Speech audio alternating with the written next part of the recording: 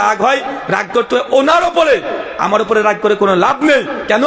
আল্লাহ কোরআনে বলছেন সূরা গাশিয়া 88 আয়াত 20 এবং 21, ফাযাক্কির ইন্নামা আনতা মুযাক্কির লাস্তা আলাইহিম বিমুসাইতির। হে নবী, আপনার কাজ মানুষের কাছে সত্য কথা প্রচার করে দেওয়া, আপনাকে দারোগা রূপে পাঠায় নাই। নবীর কাজ যদি এটা হয় যে মানুষের কাছে সত্য প্রচার করা, নবীকে জোর করে কাউকে ইসলাম মানাতে হবে, ইসলাম এই অধিকার দেয় নাই।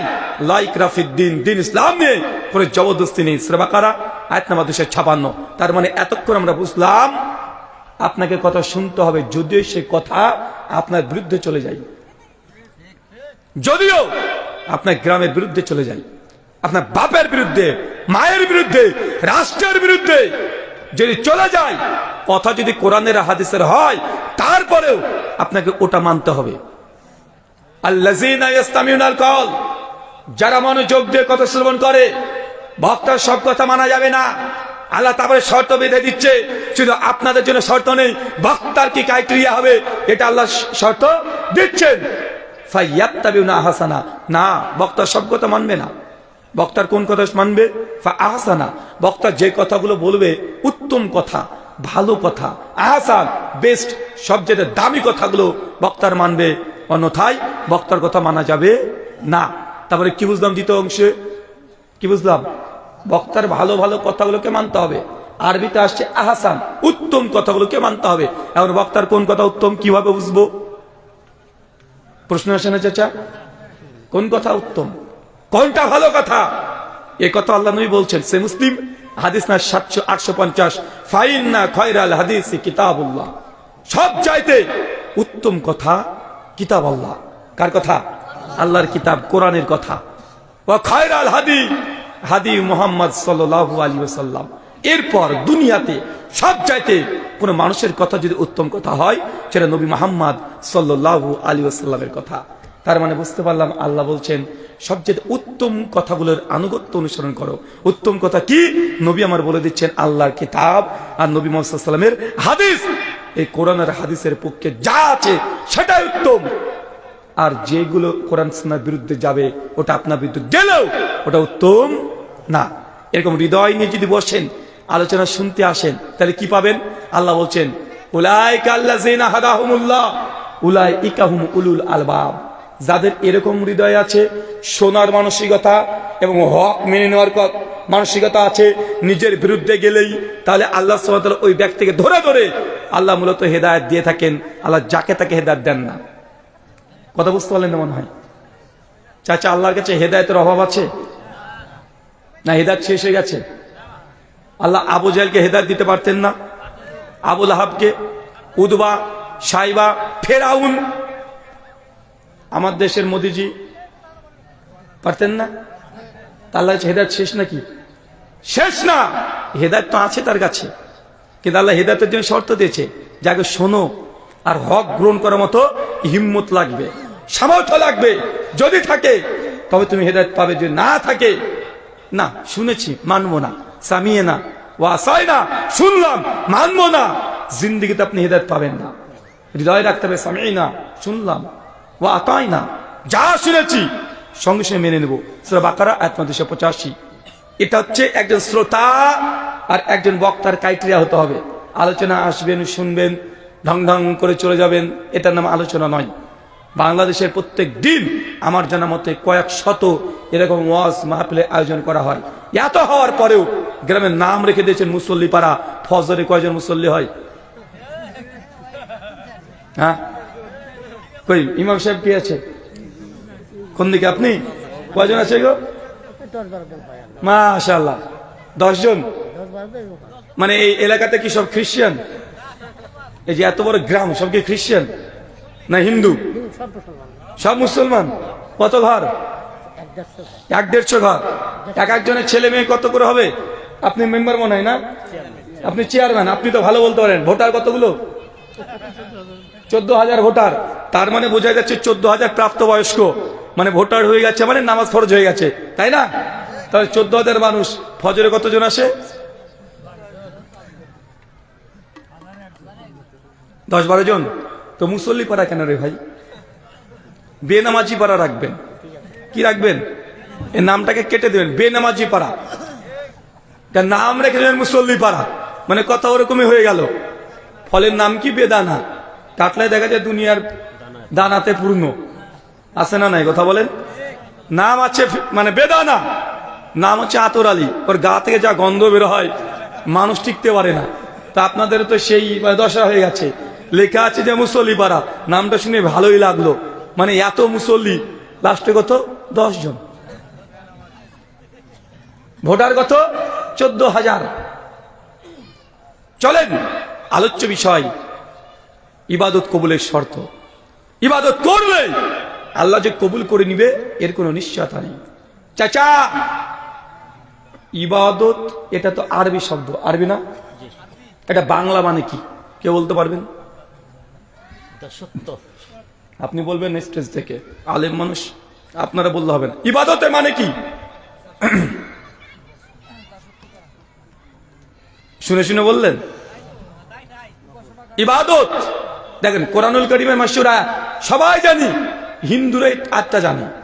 সূরা জারিয়াত 51 ওয়া মা খালাকতু জিন্না ওয়া ইনসা ইল্লা লিয়াবুদুন। অবশ্যই ওয়া মা হচ্ছে নাফিস সেগা, না বুধক। আল্লাহ বলছেন অবশ্যই আমি আল্লাহ মানুষ আর জিনকে সৃষ্টি করতাম না। আল্লাহ মা দিয়ে বলছে সৃষ্টি করতাম না। যদি আমরা ভাব অনুবাদ করে বলি যে আল্লাহ মানুষ আর জিনকে সৃষ্টি করেছেন ইবাদতের জন্য, কিন্তু অ্যাকুরেট অনুবাদ করলে হবে ওয়া মা, অবশ্যই আমি আল্লাহ না মানুষ আর জিনকে সৃষ্টি করতাম না। তবে কেন করেছি? কালিমা হাসার তাগির আসে ইল্লা, মানে এই জন্যই শুধুমাত্র যে তারা আমার ইবাদত করবে। কি করবে? তার মানে ইবাদত করা, এই জন্য আল্লাহ সুবহানাহু ওয়া তাআলা আমাদেরকে সৃষ্টি করেছেন। এখন ইবাদত এটা বাংলা মানে যদি নাই বুঝি তা আপনি কি ইবাদত করবেন? কোনটাকে ইবাদত বলে একজন বলেন? আরে ভাই একটা জিনিস তো হলে তো শিখবেন, ইবাদত কাকে বলে? ইবাদতের ডিরেক্ট অনুবাদ করলে দাসত্ব করা। শাইখুল ইসলাম ইবনে তাইমিয়া রাহিমাহুল্লাহ তার মিনহাজুস সুন্নাহ 2 খণ্ডে 419 পৃষ্ঠা লিখছেন ইবাদত 2 কোয়ালিটির। চাচা কয় কোয়ালিটির? 2 কোয়ালিটি। এক, আল্লাহ সুবহানাহু ওয়া তাআলা যা আদেশ করেছেন আল্লাহর খুশির জন্য সেই আদেশগুলোকে গ্রহণ করে নেওয়া, এটা ইবাদত। 2, আল্লাহ যা নিষেধ করেছেন সেই নিষেধ থেকে দূরে থাকা, বেঁচে থাকা, এটাও ইবাদত। কথা মনে বুঝতে পারেননি? চলেন উদাহরণ দিই। আল্লাহ বলছে আকিমিস সালাহ, বান্দা তুমি নামাজ পড়ো। কেউ যদি নামাজ পড়ে এটা আল্লাহর ইবাদত কি ইবাদত নয়? সূরা বাকারা 2 আয়াত 83 ইয়া আইয়ুহাল্লাযিনা আমানু কুতিবা আলাইকুমুস সিয়াম, হে বিশ্বাসীগণ তোমাদের উপরে রোজাকে আমি ফরজ করলাম। কেউ যদি রোজা পালন করে এটা আল্লাহর ইবাদত হবে কি হবে না? কেউ যদি যাকাত দেয় ইবাদত হবে কি হবে না? দান, সাদকা, কোরআন মাজিদ পাঠ করা, এগুলো ইবাদত কি ইবাদত নয়? এগুলো যেমন ইবাদত, একইভাবে আল্লাহ যা নিষেধ করে দিয়েছে, যা ত্যাগ করতে বলেছে, এই ত্যাগ করা, দূরে রাখা, এগুলো ইবাদত। যেমন আপনার এলাকাতে প্রাইমারির শিক্ষক নেবে, একটা ছেলে আছে বিএসসি ক্যাডার ধরেন, ও এখন গিয়েছে চাকরির জন্য, এখন ওখানকার মেম্বার হোক বা প্রধান হোক বা যে কেউ, সে বলছে চাকরি দিতে পারি, 4 লাখ টাকা ঘুষ লাগবে। ওই ছেলে যদি বলে ইন্নী আখাফুল্লাহ, নিশ্চয়ই আমি আমার রবকে ভয় করি, আমি ঘুষ দিয়ে চাকরির দরকার নেই, আমি স্টেশনে স্টেশনে কলা বিক্রি করে খাবো, তারপরে ভালো, আমি ঘুষ দেব না। যদি ঘুষ না দিয়ে যদি ও চাকরি না করে, এটা ইবাদত কি ইবাদত নয়? এখন আমরা বুঝতে পারিনি মনে হয়।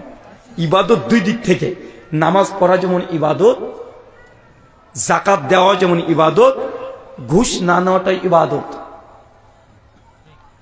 যেমন ভাবে মধু খাওয়াটা আল্লাহর সুন্নাত হিসেবে ইবাদত হবে, কিছুটা নেকি পাবেন, পাশাপাশি মদকে বর্জন করে দেওয়া এটাও ইবাদত। আপনি যদি মদ না খান এটা ইবাদত কি ইবাদত নয়? আপনি জানেন আপনার বন্ধু আছে, একসঙ্গে গিয়েছেন, আপনাকে মদ অফার করেছে, একদিকে মদের বোতল, একদিকে দুধের বোতল, দুটোই আছে। আপনি বলছেন ইন্নী আখাফুল্লাহ, নিশ্চয়ই আমি আমার আল্লাহকে ভয় করি, আজ থেকে মদ যেখানে বেচা কেনা হবে ওই জায়গা দিয়ে আমি চলবো না। আপনি যদি পরিত্যাগ করে দেন, ভাই বলেন তো এটা ইবাদত হবে কি হবে না? কিন্তু আমরা বাঙালিরা মনে করি নামাজ, রোজা, হজ, যাকাত এটা ইবাদত, কিন্তু আল্লাহ যেটা যে নিষেধ করেছে, নিষেধ থেকে দূরে থাকা, এটাও যে ইবাদত, আমরা অনেকেই বুঝি না, অনেকে জানার চেষ্টাও করি না। আল্লাহ নবী বসে আছেন, সহিহ বুখারী, ইমাম বুখারীর আল আদাবুল মুফরাদ হাদিস নম্বর 725। আল্লাহ নবী হঠাৎ করে সাহাবীদেরকে বলছেন, লা জালাসা তারিক, হে সাহাবীরা খবরদার রাস্তায় কেউ বসবে না। সাহাবীরা অবাক, ইয়া রাসূলুল্লাহ বলেন কি, রাস্তায় বসবো না মানে? না, রাস্তায় কেউ বসবে না। আল্লাহ নবীকে সাহাবীরা বলছে, ইয়া রাসূলুল্লাহ রাস্তায় তোমাদের বেচা কেনা, আদান প্রদান, লেনদেন সবকিছু রাস্তায় করতে হয়, যদি না বসি এটা আমাদের জন্য তো কষ্ট হয়ে যাবে। আল্লাহ নবী রাস্তায় বসাকে হারাম করে দিচ্ছেন। আল্লাহ নবী তখন বলছেন, যদি রাস্তায় বসতেই চাও, যদি বসায় লাগে, এই রাস্তার হক আদায় করো। কি করো? রাস্তার হক আদায় করো। সাহাবীরা অবাক, রাস্তার পর হক হয় নাকি? আরে বাবার প্রতি মায়ের হক আছে এটা জানি, ছেলের প্রতি বাবার হক আছে এটা জানি, প্রতিবেশীর হক আছে আমরা এটাও জানি, স্বামীর প্রতি স্ত্রীর হক, স্ত্রীর প্রতি স্বামীর হক আছে এটাও জানি। রাস্তা তো জড় পদার্থ দিয়ে তৈরি, ইট ঢেল পাথর দিয়ে তৈরি, রাস্তার আবার হক কি? যখন আল্লাহ নবীকে প্রশ্ন করেছেন, আল্লাহ নবী বিভিন্ন হাদিসের বর্ণনায়, মুসনাদ আহমদ, তাবরানী, আওসাদ, বুখারী, মুসলিম, তিরমিজি, ইবনে মাজাহ বিভিন্ন হাদিসকে সামনে রেখে ইমাম বুখারী রাহিমাহুল্লাহ তার আদাবুল মুফরাদে রাস্তার 22 খানা হকের কথা বলেছে। কয়টা? কয়েকটা আপনাকে বলি। তার মধ্যে এক, রাস্তাকে সমতল রাখা। কি রাখা? রাস্তাকে সমতল রাখা, রাস্তাকে সমান রাখতে হবে, উঁচু নিচু রাস্তায় রাখা যাবে না। যদি রাখেন এটা মুসলিমদের রাস্তা নয়। বুঝতে পারলেন না মনে হয়? ভাই ইসলাম থেকে আপনি এখনো বুঝে নিনি। ইমাম আহমেদ ইবনে হাম্বল কিতাবে জুহুদে বলছেন, যখন আমরা গ্রামের মধ্যে দিয়ে হাঁটতাম, তা আমাদের আগে কোনো মুসলিম হেঁটে গিয়েছে কিনা, কোন একজন ভালো আলেম আবেদ হেঁটে গেছে কিনা, মুমিন ব্যক্তি হেঁটে গেছে কিনা, আমরা রাস্তা দেখে বুঝে নিতাম। কেন? বলছে যদি আমার আগে কোনো মুসলিম হেঁটে গিয়েছে তো দেখবো সে রাস্তাটা পরিষ্কার পরিচ্ছন্ন আছে, যেখানে সেখানে কোনো কিছু পড়ে নাই, পরিষ্কার করতে করতে চলে যায়। ভাই ইমানের 70টা রুকুন আছে, শাখা আছে। প্রথম শাখা কি? লা ইলাহা ইল্লাল্লাহ। আর সব নিম্নটা রাস্তা থেকে কষ্টদায়ক জিনিস সরিয়ে ফেলে দেওয়া। আল্লাহ নবী বলেছেন, লা জালাসা তারিক, খবরদার কেউ রাস্তায় বসবে না যদি রাস্তার হক আদায় না কর। রাস্তার হক কি? রাস্তাকে সমতল পরিষ্কার পরিচ্ছন্ন রাখা। আপনাদের এলাকার রাস্তা বলেন, জি বলেন, আপনাদের রাস্তার কি হবে? রাস্তাকে মুসলিম বানাতে হয়, বুঝেননি মনে হয়? ইসলাম শুধু মসজিদে নয়, ইসলাম শুধু মসজিদে নামাজ পড়ার মধ্যে নেই। একজন মুসলমান মানে সে মুসলিমের প্রতি গোটা বিশ্বের অধিকার আছে। আজকেই আলোচনা পরে চূড়ান্ত সিদ্ধান্ত নিতে হবে। গ্রামবাসীকে কবে সরকার আপনার রাস্তা করে দিবে এ চিন্তা করার দরকার নেই। একজন মুসলিম হিসাবে আপনার দায়িত্ব যে রাস্তাকে সমতল করা। কালকে 500,000 টাকা চাঁদা তুলে যতটা সম্ভব রাস্তাকে পরিষ্কার পরিচ্ছন্ন করতে হবে। কথা বুঝতে পারলেন মনে হয়? ভাই এটা আমার কথা বললাম, এটা আমার কথা, আমার লাভ হবে? এই রাস্তা ভালো হলে আমার লাভ হবে? আমি তো আজকে একদিন আসলাম, আপনি কি ভাবছেন যে আমি এসেছি যে আমার খারাপ লেগেছে তাই জন্য? না, এটা রাস্তার হক। আল্লাহ নবী বলছেন 3টে জায়গাতে পশ্চাৎ পায়খানা ফেরা যায় না। সুনান আবু দাউদ কিতাব তাহারাত হাদিস 26। এক, যেখানে গর্ত আছে, গর্ত নবী বলছেন গর্তের মধ্যে রাস্তায় যদি কোনো গর্ত থাকে, যে গর্ত মানুষ দ্বারা খনন করা নেই, এমনি গর্ত হয়ে আছে, ওই রাস্তাতে তুমি পশ্চাৎ পায়খানা করবে না। স্যার বললেন আসলে কেন? কারণ কি? নবী বলছেন সেই রাস্তাতে তোমার ভাই জিনরা বসবাস করে, অনেক গর্ত আছে না নাই? তার মানে আপনি যদি মনে করেন একটু প্রস্রাব করবেন, পায়খানা করবেন, নিজের ইচ্ছে মতো করা যায় না। এটা কি? এটা হচ্ছে আপনি মুসলিম, এটা পরিচয়। 2, যে জলাশয় থেকে মানুষ পানি ব্যবহার করে, এই গ্রামগঞ্জে দেখবেন পুকুর আছে, আছে না? খাল বিল আছে না?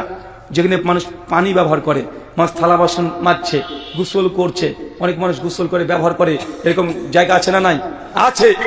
আল্লাহ নবী বলছেন খবরদার ওই জায়গাতে প্রস্রাব পায়খানা করা যাবে না। মানে আপনাকে আমি এটা বিশ্বাস করানোর চেষ্টা করছি যে ইসলাম মানে নিজের পায়ের ধাপটা ইচ্ছে মতো ফেলা যায় না।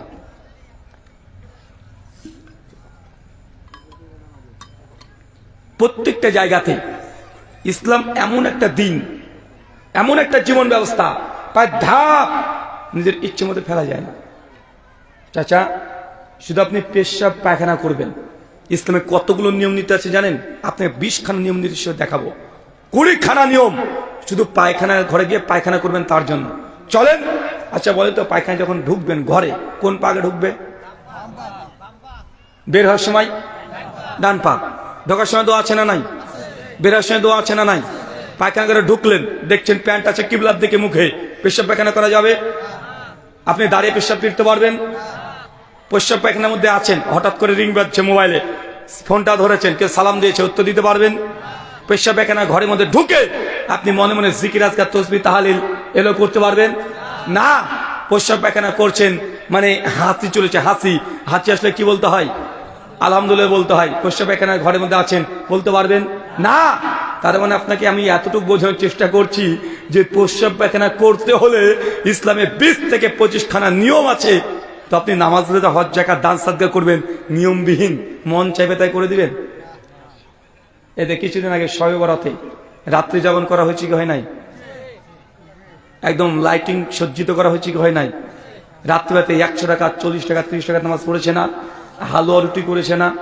এটা আপনার মন বলল আপনি করলেন, আপনি জানার চেষ্টা করেননি এটা হাদিসে আছে না নাই? চেষ্টা করেছেন?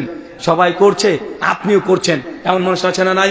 সবাই করছে, আপনিও করছেন। আপনাকে আবার বলার চেষ্টা করছি যে ইবাদত মনের ইচ্ছে মতো করলে হয় না।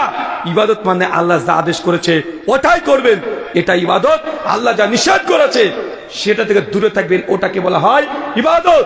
ইবাদত করলে আল্লাহ কবুল করেন না। চলেন একটা কোরআনের আয়াত দেখেন এবার। সূরা গাশিয়া 88 আয়াত নাম্বার 1 2 3 4 আল্লাহ পরিষ্কার ভাই বলছেন আমিলাতুন নাসিবা। এক শ্রেণীর ইবাদত গুজার বান্দা আছে যারা ইবাদত করে করে ক্লান্ত হয়ে গেছে। কি হয়েছে? এগুলো কোরআনের আয়াত নয়। হাফেজ কে আছে? একটু হাত তোলো তো। সূরা গাশিয়া কার মুখস্থ আছে? মাশাআল্লাহ, অনেকেরই আছে। আমিলাতুন নাসিবা। আল্লাহ বলছেন ইবাদত করে করে ক্লান্ত হয়ে গেছে। এত ইবাদত করেছে, ইবাদত করে করে পরিশ্রান্ত হয়ে গেছে। এখন ইবাদত করে যদি ক্লান্ত হয়ে যায়, ও যার কথা কোথায়? জান্নাত না? ইবাদত করে ক্লান্ত হলে কোথায় যাবে? জান্নাত। কিন্তু আল্লাহ তা বলছে না। আল্লাহ বলছেন তাসলা নারুন হামিয়া, আমি আল্লাহ ওই ব্যক্তিকে ধরে জাহান্নামে নিক্ষেপ করে দেব। নেন, করেছে ইবাদত, কিন্তু আল্লাহ বলছে তারপর জাহান্নামে নিক্ষেপ করবো। সূরা গাশিয়া 88 আয়াত নাম্বার 2 এবং 3 স্পষ্ট আয়াত যে মানুষ ইবাদত করেও জাহান্নামে যাবে। চাচা, রাত ভোর ইবাদত মানুষ করে না, দেখবেন আপনার সমাজে বলবে তুমি জানো আমি এমন পীরের মুরিদ, আমার পীর সাহেব এক পায়ে দাঁড়িয়ে দীর্ঘ 10 বছর ধরে তাহাজ্জুদের নামাজ পড়ে। এমন আছে না নাই? বলছে তুমি জানো আমার পীর সাহেব এক রাত্রে 2 বার করে কোরআন খতম দেয়। বলে কি বলে না? বলছে তুমি জানো আমার পীর সাহেব সারা রাত তিনি তাহাজ্জুদের নামাজ পড়ে। আছে না নাই? আল্লাহ নবী বলছেন, আল্লাহ বলছেন আমিলাতুন নাসিবা, ইবাদত করে করে ক্লান্ত হয়ে যাবে। তাসলা নারুন হামিয়া, আমি আল্লাহ তারপরেও তাকে জাহান্নামে নিক্ষেপ করব। এখন আপনার মানদণ্ড কি? আপনি মনে করলেন সারা রাত যে তাহাজ্জুদের নামাজ পড়া হয় এটা তো ভালো কাজ। ভালো কাজ কি ভালো কাজ নয়? সারা রাত নামাজ পড়া ভালো কাজ কি কাজ নয়? এটা হচ্ছে আপনি মনে করছেন ভালো কাজ, কিন্তু ইসলাম বলে না। ইসলাম বলে না। সহিহ বুখারী 5063 নম্বর হাদিস। আল্লাহর নবীর স্ত্রীর কাছে 3 জন সাহাবী এসেছে। কয়জন? 3 জন। এসে বলছেন আম্মাজান, আমাদের নবী কি কি রাত্রিবেলাতে আমল করে একটু আমাদেরকে বলেন। 3 জন সাহাবীকে আল্লাহর নবীর স্ত্রী বলছেন যে তোমাদের নবী রাত্রিবেলাতে এই আমল এই আমল এই আমল করতেন। 3 জন সাহাবী শুনে তিনি অবাক, কোথায় নবী আর কোথায় আমরা? নবী তো নবী, তিনি তো জান্নাত কনফার্ম পাবে। আর জান্নাত পাবে মানে তিনি সুপারিশ না করলে মানুষ জান্নাতে যাবে না, তার সুপারিশেই মানুষ জান্নাতে যাবে। তো তিনি তো নবী, তার এই কয়েকটা আমল করে ঠিক আছে, কিন্তু আমাদের এই কয়েকটা আমলে হবে না। নিজের আমলকে কম মনে করলেন, বলছে আমাদেরকে আরো বেশি আমল করতে হবে। 3 জনের মধ্যে এক বন্ধু বলছে যে আমি সারা রাত তাহাজ্জুদের নামাজ পড়বো। কি পড়বো বলেন? তাহাজ্জুদের নামাজ। আরেকজন বলছে তুমি তাহাজ্জুদের নামাজ পড়বে? আচ্ছা আমি জীবনে রোজা ছাড়বো না, যতদিন বাঁচবো সারা জীবন রোজা পালন করবো, সিয়াম। আরেকজন বলছে তুমি তাহাজ্জুদ এ রোজা, বাকি তো কিছুই নেই। আরেকজন বলছে যে আমি জিন্দগিতে বিয়েই করব না, একদম বাউল ফকির হয়ে যাবো। বাউল ফকির বোঝেন না? একদম জীবন চিল্লা যে বিয়ে করলে বউ হবে, ছেলে মেয়ে হবে, তাদেরকে সময় দিতে হবে। এত সময় দিলে আল্লাহকে সময় কখন দেবো? এ দুনিয়ায় আচ্ছন্ন হয়ে যাব, মোহর মধ্যে পড়ে যাবো। অতএব বিয়ে করব না, জীবনটাকে জীবন চিল্লা দিয়ে দিলাম। এই কথা তিনজন বলেছে, আল্লাহ নবীর স্ত্রীর সামনে বলেছে। তিনজন সাহাবী চলে গেছে, আল্লাহ নবী বাড়িতে এসেছেন, সঙ্গে সঙ্গে আল্লাহ নবীকে এই কথাগুলো আম্মাজান জানাচ্ছেন। আচ্ছা, আল্লাহ নবীর স্ত্রীকে আমি আম্মাজান এই জন্য বলছেন যে নবীদের স্ত্রী কি, মুমিনদের কি, উম্মাহাতুল মুমিনিন, সূরা আহজাব আয়াত 6। এর জন্য আল্লাহ নবীর স্ত্রীকে আমি আম্মাজান বলছি। তো আম্মাজানকে আল্লাহ নবী এসে বলছেন যে কি সমস্যা, এই জিনিস ঘটেছে। আল্লাহ নবী বলছেন দ্রুত যে তিনজন বাড়িতে এসেছিল ওকে ডেকে নিয়ে আসো। তারা এসেছে, নবী বলছেন তোমরা কি তারা? জি আল্লাহ রাসূল, আমরাই তারা। এই কথা বলেছো? জি আমরা এই কথা বলেছি। আল্লাহ নবী বলছেন আল্লাযী নাফসি বিয়াদি মুহাম্মদ, সেই সত্তার কসম, সেই আল্লাহর কসম যার হাতে আমি নবী মুহাম্মদের প্রাণ আছে। জেনে রাখো, দুনিয়াতে সবচেয়ে কেউ যদি আল্লাহকে বেশি ভয় করে তিনি হচ্ছেন আমি নবী মুহাম্মদ সাল্লাল্লাহু আলাইহি ওয়াসাল্লাম। আমি রাতে তাহাজ্জুদের নামাজও পড়ি, আবার ঘুমিয়েও থাকি, দিনে সিয়াম মাঝে পালনও করি, মাঝে সিয়াম রোজা ছেড়েও দিই, বিয়েও করেছি, আবার স্ত্রীদিকে সময় দেই। ফামান রাগিবান সুন্নতি ফালাইসা মিন্নি, যে ব্যক্তি আমার এই সুন্নতের উল্টো কাজ করবে সে ব্যক্তি আমার উম্মতের অন্তর্ভুক্ত না। চাচা কি বুঝলেন? সারা তাহাজ্জুদের নামাজ পড়া কি তাহলে বুঝতে পারলেন না মনে হয়? আল্লাহ নবী কি সারা রাত তাহাজ্জুদের নামাজ পড়তেন? সূরা মুজাম্মিল আয়াত নম্বর 1 খুললে তো পাওয়া যায়। আল্লাহ নবী প্রথম জীবনে তিনি মানে সারা রাত ধরে তাহাজ্জুদে দাঁড়িয়ে থাকতেন, নামাজ পড়তেন, নবীর পা মোড়ক ফেটে ফেটে রক্ত বেরিয়ে যেত। আল্লাহর সঙ্গে সঙ্গে সূরা মুজাম্মিলের 1, 2, 3 নম্বর আয়াত নাজিল তিনি করে দিলেন, ইয়া আইয়ুহাল মুদাম্মিল, হে আমার চাদর আবৃত বন্ধু, তুই নামাজ রাত্রে কিছু অংশ পড়ো, কিছু অংশ ঘুমাও। মুমিনরা তোলে ঘুমাবে, এটা ইবাদত কি ইবাদত নয়? চাচা ঘুমানো ইবাদত কি ইবাদত নয়?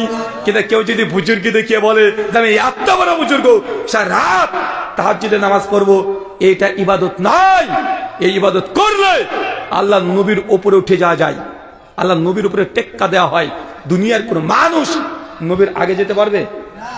কিন্তু আপনি ভাবছেন যে ওটাই বুজুর্গ যে সারা রাত তাহাজ্জুদে নামাজ পড়ে। আরে আবু বকর সারা রাত তাহাজ্জুদ পড়ে না, ওমর পড়ে না, উসমান পড়ে না, আলী পড়ে না। আর বাংলার কোন পীর সাহেব আছে ও নাকি পড়ে, আপনি ভাবছেন ও হচ্ছে আল্লাহর ওলি। এটা আল্লাহর ওলির পরিচয় নয়, এটা হচ্ছে শয়তানের পরিচয়। রাতে ঘুমাবেন, তাহাজ্জুদে নামাজ পড়বেন, আবার ঘুমিয়ে যাবেন। আল্লাহ নবী কিভাবে রাত কাটাতেন? আমাদের আয়েশা বলছেন, সহিহ বুখারী 160, 61, 62 বাড়ি থেকে খুলে দেখে নেবেন। আম্মাজান বলছেন আল্লাহ নবী এশার পরে তিনি কথাবার্তা বলতেন না, তিনি ঘুমিয়ে পড়তেন। তারপরে তিনি তাহাজ্জুদের জন্য উঠতেন, তাহাজ্জুদের নামাজ পড়ার পরে সঙ্গে সঙ্গে তিনি আবার ডান কাত হয়ে শুয়ে পড়তেন। একটু পর যখন বেলাল যখন আজান দিতেন আবার উঠতেন,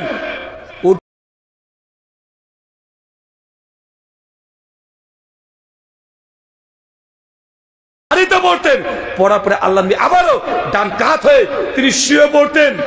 আর যদি আমি জেগে থাকি তাহলে আমার সঙ্গে গল্পতে লিপ্ত হতেন। আর আপনি বুজুর্গি দেখাচ্ছেন যে আমার পীর সাহেব একদম 40 বছর ধরে এক অজুতে এর সাথে মসজিদে ঢুকেছে, ফজর পর্যন্ত এক অজুতে, একদিন 2 দিন নয়, 40 বছর। আছে না নাই ভাই? কষ্ট হচ্ছে ভাই? এটা আল্লাহ নবীর হাদিস। যদি আপনি কষ্ট লাগে, আমার কিছু করার নেই, আমি পীর সাহেবের দিকে রাখতে আসি নাই।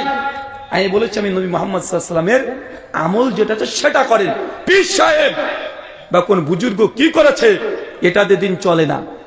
আমি যখন বাংলাদেশে কয়েক বছর আগে প্রথম এসেছিলাম, একজন বাংলাদেশি ভাই আমাকে এসে বলছে, আপনি বলছেন যে পীর মানা যাবে না, তো পীর যদি না মানা হয় তো জান্নাত মানুষ যাবে না। আচ্ছা কোন পীর তাহলে মানবো রে ভাই? হাক্কানি পীর কোনটা? তো উনি একজন পীরের নাম বললেন, আমি সে পীরের নামটা নিচ্ছি না। উনি একজন পীরের নাম বলেন, ইনি হচ্ছেন হাক্কানি পীর। আমি তখন বললাম যে ইনি হাক্কানি পীর? জি। ও যে পীরের কাছে বায়াত না করলে কেউ জান্নাত যাবে না, সে জাহিলিয়াতের মৃত্যুবরণ করবে। আমি তখন বললাম যে ভাইজান আপনাদের এই পীর তো বাংলাদেশে, তাই না? আমি তো এসেছি ইন্ডিয়া থেকে, তো তোমার ওই পীরকে আমার ইন্ডিয়ার কেউ চেনে না, কে চেনে? এখন আমরা তাহলে তোমার যদি পীরটা যদি হাক্কানি পীর হয় তো ইন্ডিয়াতে মুসলমান হচ্ছে সংখ্যালঘু, কি সংখ্যালঘু, তারপরে সংখ্যা হচ্ছে 37 কোটি। কত কোটি? বাংলাদেশের মুসলমান সংখ্যা গরিষ্ঠ কত কোটি? 15 কোটি। আর ভারত আমার ইন্ডিয়াতে মুসলিমের সংখ্যা কম, তারপরে 37 কোটি। কেন? ভারতবর্ষের মানুষের সংখ্যা 140 কোটি। কত কোটি? 140 কোটি। তার মধ্যে 37 কোটি মুসলমান। তো 37 কোটি মুসলমান, তোমাদের যতগুলো পীর এই বাংলাদেশে আছে একজনকেও চেনে না, তো আমরা বায়াত কার কাছে করবো বাবা? তাহলে আমরা কি সব জাহান্নামে যাবো? ভাই বলেন তো, সৌদি আরবে আপনার পীর সাহেব বাংলাদেশের পীরকে চেনে? কুয়েত, কাতার, আমেরিকা, ইউরোপ, চীন, Nepal, Bhutan, Europe country, Malaysia, Indonesia, Holland, কেউ চেনে আপনার পীর সাহেবকে? তা আপনি বলছেন যে আপনার পীর হচ্ছে হাক্কানি পীর, বায়াত না করলে জান্নাতে যাবে না। তো এই মানুষগুলো তো আপনার পীরের বাংলা ভাষাও বুঝে না, আপনার পীরও ওদের ইন্দোনেশিয়ান ভাষাও বুঝে না, তো ওরা কোথায় যাবে? আমি বুঝতে পারলেন না মনে হয়। আপনি মনে করছেন যে সারা রাত ধরে এক পায়ে দাঁড়িয়ে তাহাজ্জুদের নামাজ পড়বে, এটা কি? এটা বুজুর্গি। ক্ষমা চাচ্ছি। ফাজলে আমল বলে একটা বই আছে, আছে না একটা?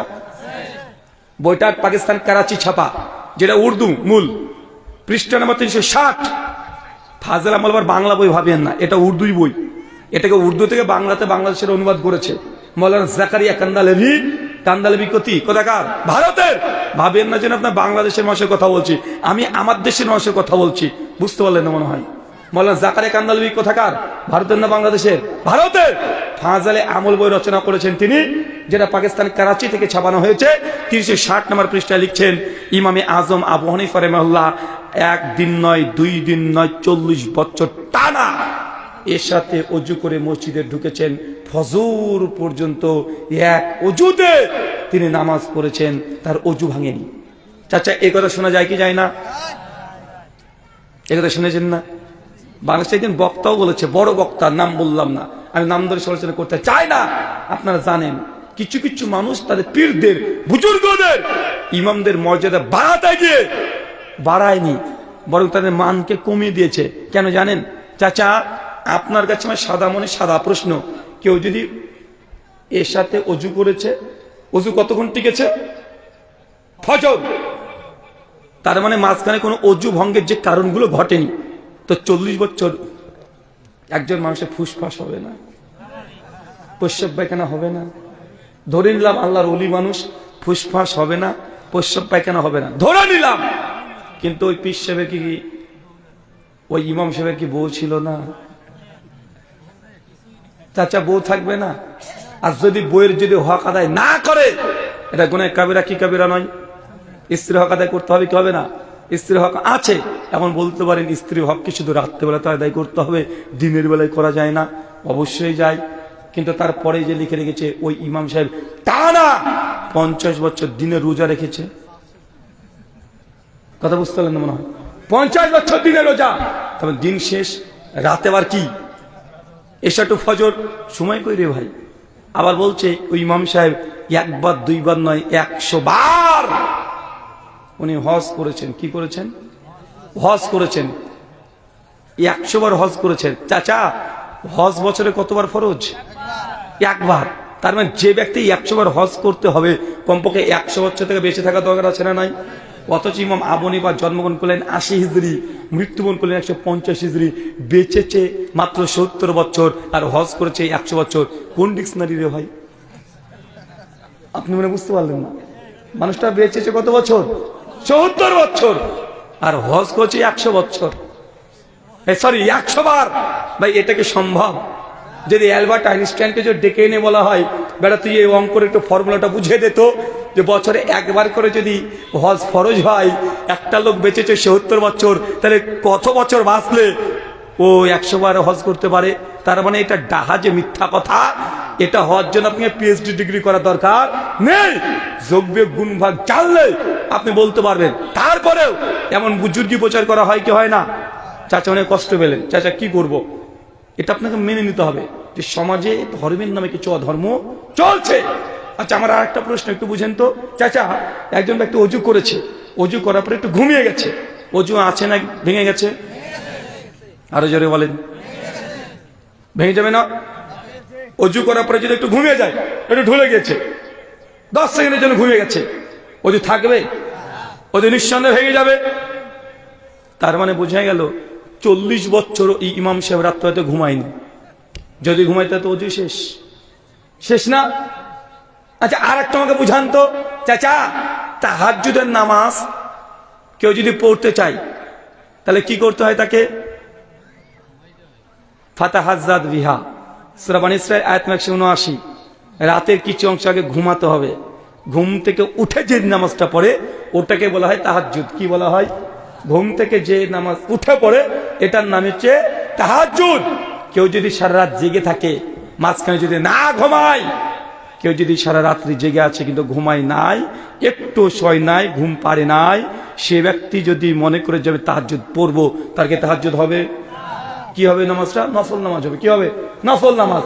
কারণ তাহাজ্জুদের জন্য কি শর্ত? ঘুম শর্ত। এখন বলেন তো, ওই ব্যক্তির নামে যে বললেন যে 40 বছর এশা টু ফজর মাঝখানে অজু ভাঙেনি, তার মানে সে ব্যক্তি ঘুমায়নি। আর যদি ঘুম না পারে তাহলে তাহাজ্জুদ হয়নি। কথা মনে বুঝতে পারলেন না? যদি না ঘুমায় তাহাজ্জুদ হবে চাচা? তা আপনি পীরের কি এখানে বুজুর্গি বাড়ালেন না কমিয়ে দিলেন? এটা কমাই দিয়েছে না? মানে ও ওযুকে টিকাতে গিয়ে পীর সাহেবের তাহাজ্জুদ বাতিল করে দিয়েছে। এই জন্য বলে চোর যদি চুরি করে ও জুতো ফেলে ছুঁয়ে ফালায়। দেখেন এটা জাল, মিথ্যা যে কেচ্চা খাইনি তৈরি করেছে, জ্বলন্ত দৃষ্টান্ত। আমরা বিশ্বাস করি যিনি হাক্কানি আল্লাহর ওলি হবেন, যে হাক্কানি ইমাম হবেন, অবশ্যই সে রাত্রিতে তাহাজ্জুদ পড়বে। পড়বে কি পড়বে না? কিন্তু তোমার এই জাল একটা কথা মানুষের কাছে প্রচার করতে শুরু করে দিলে যে 40 বছর এশা টু ফজর নামাজ পড়েছে। কি নামাজ পড়েছে? নফল তাহাজ্জুদ। তো তাহাজ্জুদ হলে তো ঘুমাতে হবে, ঘুমে গেলে তো এই অজু শেষ। অজু শেষ না? অজু শেষ। তার মানে বোঝা গেল যে সমাজে এমন কিছু লোক আছে। আল্লাহ সুবহানাহু ওয়া তাআলা আমাদের বোঝার তৌফিক দান করুন। সকলে বলি আমিন। আল্লাহ সুবহানাহু ওয়া তাআলা বলছেন আমিলাতুন নাসিবা, ইবাদত করে করে অনেক মানুষ আছে ক্লান্ত পরিশ্রান্ত হয়ে গেছে, তাসলা নারুন হামিয়া, আমি আল্লাহ তারপরে তাকে জাহান্নামে নিক্ষেপ করব। আমাদের সমাজে মানুষ ইবাদত করে, করে না তা না, কিন্তু কি মনে করে? এখন যদি আপনাকে বলি যে ভাইজান এই যে দেখেন, আপনি যে শবে বরাতের 100 রাকাত নামাজ পড়েছেন না? অনেকে আমরা পড়েছি।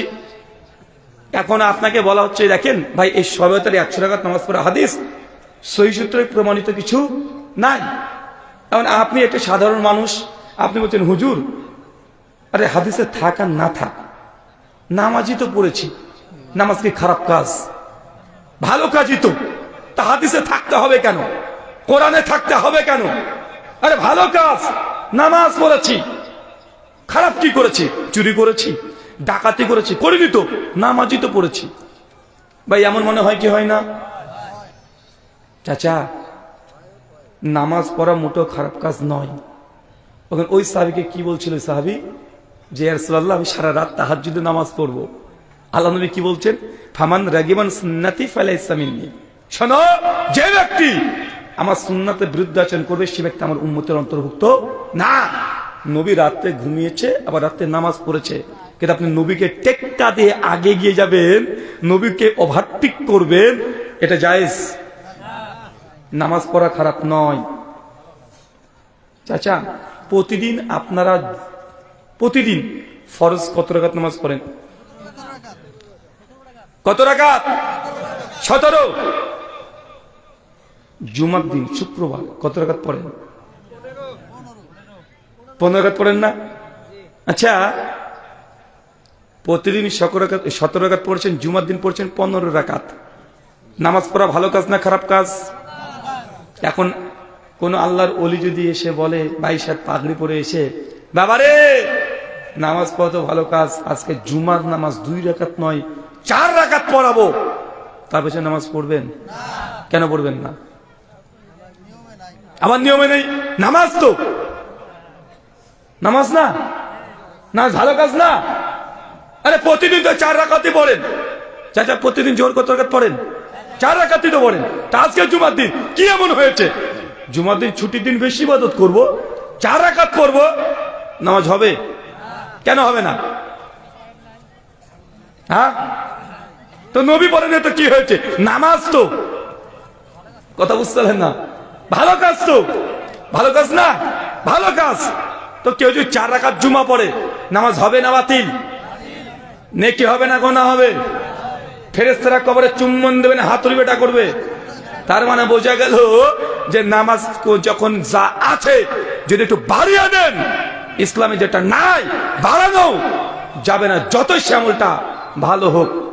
চাচা, ফিতরা দেওয়া ভালো কাজ না খারাপ কাজ?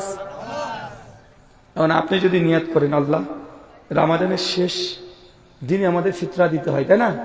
এখন বাঁচবো কি বাঁচবো না ঠিক নাই রমাদান পর্যন্ত, এখন কাল থেকে আপনি রোজা শুরু করে দিবেন, ফিতরা দিয়ে দিবেন, রোজা হবে? কেন হবে না রে ভাই? ভালো কাজ তো, আপনার নিয়াত তো ভালো, নিয়াত ভালো না? রমাদান পর্যন্ত হাত থাকবে কি থাকবে না, আজ থেকে আমরা রোজা শুরু করে দিই, ফিতরা দিয়ে দিবেন, হবে? কেন হবে না রে ভাই? ভালো কাজ, এটা আগে করেছে, সমস্যা কি? সমস্যা কি? আমাকে যুক্তি দিয়ে প্রমাণ করে দেখান তো। তার মানে আপনাকে এতটুকু বুঝতে হবে যে ইবাদত নিজের মন মতো করা জায়েজ না। আল্লাহ নবী যতটুকু দিয়েছে ততটুকু করতে হবে, এটাই ইবাদত। নামাজ হলেও নবী থেকে যতটুকু প্রমাণিত আছে অতটুকুই করতে হয়। নবী যা দেয় নাই বেশি করবেন, ওটার ইবাদত হয় না, ওটা গুনাহের কাজ হয়। কি হয়? গুনাহের কাজ। মাগরিব নামাজ 3 রাকাত না? হ্যাঁ, কেউ যদি বলে জোহর পড়লাম 4 রাকাত, আসরও 4 রাকাত, এশাও 4 রাকাত, তো মাঝখানে মাগরিব বাচ্চা তুই কেন 3 রাকাত হবি? তোকে 4 রাকাত পড়ে দিলাম, বা নামাজ হবে না বাতিল? আচ্ছা চাচা, রুকু করা ভালো না খারাপ? তো 1 রাকাত যখন নামাজ পড়েন রুকু কয়বার করেন? রুকু কয়বার? 1 বার করি না 1 রাকাত নামাজে, আর 2 রাকাত নামাজে 2 বার। সিজদা কয়বার করেন? 1 রাকাত নামাজে 2 বার সিজদা করছেন, তারপর আবার 2 বার, 4 বার। কেউ যদি পণ্ডিতি করে বলে রুকু করে তো ভালো কাজ, সিজদা 2 বার করি, চল আজ থেকে রুকু 2 বার করব, হবে নামাজ? আরে আপনারা কেমন মানুষ রে ভাই? এই কুড়িগ্রামের মানুষ আপনারা কঠিন মানুষ রে ভাই। আরে নামাজ পড়াকে আপনারা খারাপ বলেন, রুকু করাকে আপনারা খারাপ বলেন। আরে নামাজই পড়েছে, খারাপ কেন হবে? আপনাকে এতটুকু আমি এতক্ষণ ধরে বোঝানোর চেষ্টা করলাম, আগে ইবাদত করার আগে ইবাদতের নিয়ম নীতি জানতে হবে। জানতে হবে কি হবে না? মন চাইলো আজকে রাত্রিতে গিয়ে একদম আপনি মনে করছেন একদম 1000 বার লা ইলাহা মানে সরি ইল্লাল্লাহ ইল্লাল্লাহ ইল্লাল্লাহ জিকির করবেন, আর ভাবছেন জান্নাতে একদম আপনি চলে গেছেন। না, মন চাইলো আর আপনি ইবাদত করে দিবেন, আল্লাহ মানে ইবাদত কবুল করে নিবে, এমনটা না। আমি আগে বলেছি, কেউ যদি 1 কোটি টাকার নামাজ পড়ে কিন্তু অজু নাই, নামাজ হবে? তো প্রত্যেক ইবাদত করার জন্য শর্ত আছে। আল্লাহ নবী বলছেন আফজাল জিকরি লা ইলাহা ইল্লাল্লাহ, সবচেয়ে উত্তম জিকির কি বলছে আল্লাহ নবী? আপনার পীর সাহেব কি শিখিয়েছে? এখন বলেন কারটা মানবেন, নবীরটা না পীরেরটা? কারটা মানবেন? আমি আপনাকে বলছি না, আমি বলছি নবীর কথা।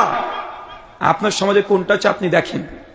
নবী বলছেন আফজাল জিকরি লা ইলাহা ইল্লাল্লাহ, সবচেয়ে উত্তম জিকির, দুনিয়াতে সবচাইতে দামি কোন জিকির যদি শব্দ থাকে আল্লাহ নবী বলছেন লা ইলাহা ইল্লাল্লাহ। কিন্তু পীর সাহেবরা বলছে না না না না, লা ইলাহা ইল্লাল্লাহ এত বড় জিকির করা কি যায়? এই জিকির করতে করতে মুক্ত ব্যথা হয়ে যায়, তো এক কাজ কর, লা ইলাহা ইল্লাল্লাহ, তো লা ইলাহাকে বাদ দিয়ে দে। মাঝখানে কাছে দিয়ে কেটেছে পণ্ডিতি করে, লা ইলাহা বাদ, এখন ইল্লাল্লাহ পড়ে আছে, ইল্লাল্লাহ ইল্লাল্লাহ ইল্লাল্লাহ। আর এক পীর সাহেব মনে করছে ওই দরবারে তো ইল্লাল্লাহ জিকির নিয়ে নিয়েছে, এখন আমরা কি নেব? ও তখন বলছে আচ্ছা ঠিক আছে, এখন ইল্লাল্লাহ এই জিকির তো ওই দরবারের, আমরা এই জিকির দিয়ে আমাদের মুরিদকে এই জিকির দেব না। কেন? কারণ 2 পীরের জিকির যদি একই হয়ে যায় তো কোয়ার কোনটা মুরিদ মানে তথা বলদ বোঝা যাবে না, কথা বুঝতে হবে না। দেখবেন গরু যখন একসঙ্গে মেলা চলে না, একসঙ্গে মেলা গরু 3-4 মানে লোকে যখন গরু হয়ে গেছে, আপনি দেখবেন কিছু রং দিয়ে দেন বা কিছু কেটে দেন, কেন? মানে বুঝবেন এটা আপনার গরু, তাই না? তো এখন ভাবছে যদি সব বীরের জিকির একই হয়ে যায় তাহলে তো মহা মুসিবত। তার জন্য তুমি যেহেতু ইল্লাল্লাহ লিয়েছো, আমার যে দরবার আছে আমার দরবারে ইল্লাল্লাহ জিকির দেবো না। কি জিকির দেবো? ইল্লাল্লাহ, তো ইল্লাহটা এবার বাদ দে। মানে আগে কি লা ইলাহা ইল্লাল্লাহ ছিল, এখন পড়ে আছে কি ইল্লাল্লাহ ইল্লাল্লাহ, মানে ইল্লাহটা বাদ দে। এখন কি পড়ে আছে? কি আছে? আল্লাহ আল্লাহ করে আছে। বলছে তুই এখন আল্লাহ আল্লাহ জিকির কর, মানে জিকির করছে আল্লাহু আল্লাহু আল্লাহু আল্লাহু, রাত দিন জিকির চলছে। চাচা, জিকির মানে কি জানেন? আল্লাহর প্রশংসা করা। কি করা? তা আল্লাহ, এটা কি আল্লাহ সুবহানাহু ওয়া তাআলা কি ইসম? এটা কি নাম? জিকির তখনই হবে যখন নামের সঙ্গে বৈশিষ্ট্যযুক্ত হবে। কি হয়? বৈশিষ্ট্যযুক্ত হয়, তখন সেটাকে বলা হয় জিকির। আল্লাহ তো নাম। ধরেন আপনি আপনার মাকে ডাকছেন, মা, মা হচ্ছে কি রে মা, আপনি মা মা করে চলে যান, কিন্তু পরে যে কি এটা আর বলেন না। ভাই আপনার মারে কি যাবে না? আপনার ছেলে আপনি ডাকছে আব্বা আব্বা আব্বা আব্বা, আরে আপনার আপনি বলছেন কি রে বাবা বল আব্বা, কি রে বাবা বল আব্বা, আরে আব্বা আব্বা করে চলে যাই, আরে কি বলবে তো? আপনি বলছেন আল্লাহ আল্লাহ আল্লাহ আল্লাহ, মানে আল্লাহ ডাকছেন। আরে আল্লাহ বলছে বেচারা কি তুই বল। তুই যদি বলতি আল্লাহু আকবার, মানে আল্লাহ তুমি সবচেয়ে বড় আল্লাহ, আল্লাহু সামাদ, আল্লাহ তুমি কারো মুখাপেক্ষী নও, তা আল্লাহর প্রশংসা হলো। এটা আল্লাহ আল্লাহ তার মানে কি? মানে বাপকে ডাকছেন কিরকম করে, আব্বা আব্বা। ভাই এটা জিকির হলো? বাপের প্রশংসা হলো, বাপের শুকরিয়া আদায় করা হলো? কিন্তু এক দরবার ও জিকির নিয়ে নিয়েছে আল্লাহু আল্লাহু আল্লাহু। এবং আর একজন ভাবছে যে আল্লাহু, ওই তো জিকির নিয়ে নিয়েছে, ও দরবারে বেশ চলছে, এখন আমাদের দরবার নতুন, এখন কি জিকির করা যায়? মাঝখান থেকে আবার কেটেছে আল্লাহ বাদ, মাঝখানে কি পড়েছে এবার? দেখেন দেখেন দেখেছেন, এখন জিকির কি চলছে? শুধু হু হা চলছে। আর আমাদের তাহেরি ভাই আছে, বাপ রে বাপ, ওই যে গিয়াসউদ্দিন তাহেরি, ও তো জিকিরের কোনো ভাষায় নাই, ও যা মন চায় ও তাই দে জিকির বানিয়ে দেয়। আছে না নাই? আমি আপনাকে ডাকছি নবীর দিকে। কার দিকে? নবীর দিকে। আমি বলছি না যে আপনি এই জিকিরটা করেন, আমি বলেছি নবী আমার বলেছেন আফজল জিকরি লা ইলাহা ইল্লাল্লাহ, এটা হচ্ছে সবচেয়ে উত্তম জিকির। আপনি কার জিকির করবেন? নবীর জিকির না পীরের দেওয়া জিকির? যদি সূরা বানী ইসরাঈল করেন আয়াত নম্বর ৭১, আল্লাহ কোরআনে বলছেন ইয়াউমা নাদু কুল্লা উনাসিন বিইমামিহিম, সেই দিন দুনিয়ার প্রত্যেক মানুষ দুনিয়াতে যাকে নেতা মেনেছে, যাকে পীর মেনেছে, কিয়ামতের মাঠে তার পেছনে উঠবে। চাচা, দুনিয়াতে আপনি যাকে নেতা মেনেছেন, যার অনুসরণ করেছেন, কিয়ামতের মাঠ আপনার তার সঙ্গে থাকতে হবে। এখন আপনি দুনিয়াতে কাকে মেনেছেন? আপনার পীরকে। কিয়ামতের মাঠে কার পেছনে উঠবেন? পীরের সঙ্গে। আমি বলেছি যে ভাইজান পীর নয়, আপনি নবীর দা আমল করেন, ইনশাল্লাহ আপনি কিয়ামতের মাঠে নবীর সঙ্গে উঠবেন। কার সঙ্গে? কার সঙ্গে থাকতে চান? পীরের সঙ্গে না নবীর সঙ্গে? জি। কিন্তু আপনাকে বলেছে যে দেখেন বান্দা এত গুনাহ করেছে, মানুষ এত পাপ করেছে, তো বান্দারে গুনাহ এই পাপ আল্লাহ ক্ষমা করেন না। মাঝখানে একজন পীর সাহেব লাগবে, একটা ওসিলা লাগবে, বলা হয় কি হয় না? চাচা, মানে আপনি অনেক গুনাহ করেছেন, তাই ডাইরেক্ট আল্লাহ আপনার গুনাহ ক্ষমা করবে না, এই জন্য মাঝখানে একটা ওসিলা লাগবে, এরকম বলা হয় কি হয় না? চাচা, প্রতিদিন সূরা ফাতিহাতে কি বলেন বলেন তো? ইয়াকা না'বুদু ওয়া ইয়াকা নাস্তাঈন। আল্লাহ, আমি তোমারই ইবাদত করি, তোমার কাছেই চাই, মাঝখানে কোনো ভাই মাধ্যম নাই। কিন্তু আপনি মনে করছেন না, আমি এত গুনাহ করেছি, আমার গুনাহ আল্লাহ সরাসরি ক্ষমা করবে না, এই জন্য নেককার পরহেজগার বান্দার কাছে গিয়ে আগে আমার ওসিলাতে দোয়া চাইতে হবে, তবে দোয়াটা কবুল হবে। এটা আপনার ভুল ধারণা। আপনি কত গুনাহ করেছেন, কত পাপ করেছেন, কত গুনাহ করেছেন। আপনি ইবলিস শয়তানের চেয়ে কি খারাপ? আল্লাহ শয়তানের দোয়া কবুল করেনি? শয়তানের দোয়া যদি আল্লাহ কবুল করতে পারে, আপনি কত বড় গুনাহগার। সূরা আরাফ করলেন 14-20 নম্বর আয়াত। নবী আদম আর হাওয়াকে আল্লাহ যখন বলছে, আদম হাওয়া তোমরা অন্যায় করে ফেলেছো, যাও দুনিয়াতে চলে যাও, ইবলিস তোরা জান্নাতে থাকা লাগবে না, তো দুনিয়ায় চলে যা। ইবলিস বলছে, আল্লাহ এই তোমার আদম আর হাওয়ার জন্য আমাকে এত কষ্ট করতে হয়েছে, এত কিছু করতে হয়েছে, অতএব আল্লাহ শেষবারের মতো তোমাকে যে চাচ্ছি কিছু দিবে। দেখেন শয়তান চাচ্ছে শেষবারে কার কাছে? আল্লাহর কাছে। আল্লাহ হচ্ছে চাচ্ছিস, যা কি চাইবি, আল্লাহ এই আদম সন্তানের রগে রগে চলার মতো তৌফিক দাও আমাকে, এই দোয়া তোমার কবুল করো। চাচা, ইবলিস শয়তানের দোয়া আল্লাহ কবুল করেছে কি করেনি? ভাইয়ের মাধ্যম ধরেছে নাকি? তা আপনি বলছেন যে আপনি এত গুনাহগার, এই জন্য ডাইরেক্ট আল্লাহ আপনার ডাক শুনবে না। আরে গুনাহগার পাপিষ্ঠ বান্দার দোয়া আল্লাহ দ্রুত শুনে। আপনাকে উদাহরণ দিই, আপনার দুইজন ছেলে, একটা মদখোর মাতাল আর একটা নামাজি। একজন মদখোর মাতাল, একজন নামাজি। আপনার মদখোর মাতাল ছেলে একদিন হঠাৎ এসে বলে, আব্বু অনেক ভুল করেছি, আমি মায়ের পুরো অনেক অত্যাচার করেছি, তোমার অনেক টাকা নষ্ট করেছি আব্বা, আমি আজ থেকে আর মদ খাবো না, ওকে ক্ষমা করে দাও। ভাই বলেন তো, আপনি বাপ ক্ষমা করবেন কি করবেন না? আপনার ভালো ছেলে যদি ভালো রেজাল্ট করে আপনি অত খুশি হন না, কিন্তু খারাপ বদ ছেলেটা যদি একটু ভালো ভালো কথা বলে ভালো হয়ে যায়। দেখেন মদখোর মাতাল ছেলেটা জুম্মার দিনে টুপি পরে মার কাছে বলছে, মা আমাকে ক্ষমা করে দিও, আমি নামাজি গেলাম। এই কথা বললে আপনি বাপ হিসাবে, মা হিসাবে চোখ দিয়ে পানি বেরিয়ে যায় না? কেন? পাপী ছেলে আমার। বদ মানুষ যখন ভালো হয়ে যায় বাপ মার চোখ দিয়ে পানি চলে আসে, তিনি তো রব, আল্লাহ আল্লাহ চান। কোন পাপী বান্দা যখনই গুনাহ করে তারপরে তওবা করে, আল্লাহ সুবহানাহু ওয়া তাআলা এত খুশি হন, এত খুশি হন। আল্লাহ খুশি হওয়ার পরে বলছেন সূরা ফুরকান ৭০-৭১ নম্বর আয়াত, ওই বান্দার পিছনকার সমস্ত গুনাহকে আমি আল্লাহ ক্ষমা করে দিই। শুধু ক্ষমাই না, তার যত গুনাহ ছিল ওই গুনাহগুলোকে নেকি দিয়ে দিই। মানে পাপী বান্দা যদি আল্লাহর কাছে তওবা চাই, ক্ষমা যদি চাই, আল্লাহ কি করে? আল্লাহ শুধু ক্ষমা করে ক্ষান্ত হন না, ভাই তুই যত গুনাহ করেছিস, যত পাপ করেছিস, পাপ তো ক্ষমা করলাম, আবার অত পরিমাণ তোর আমল আমি নেকি দিয়ে দিলাম। আর পীর সাহেব ও আপনাকে শিখাচ্ছে, না না তুই গুনাহগার পাপিষ্ঠ বান্দা, তোর দোয়া আল্লাহ ডাইরেক্ট কবুল করবে না। আমার মাজারে এসে চাদর দে, আমার নামে উসলা ধর, আমার নামে আয়কর, ছাগল দে, গরু দে, মাজারে চাদর দে, তারপরে আল্লাহ ক্ষমা করবে। পরিষ্কার এটা ভণ্ডামি, পরিষ্কার ভণ্ডামি। আল্লাহ সুবহানাহু ওয়া তাআলা আমাদের বোঝার তৌফিক দান করে। বলে আমিন।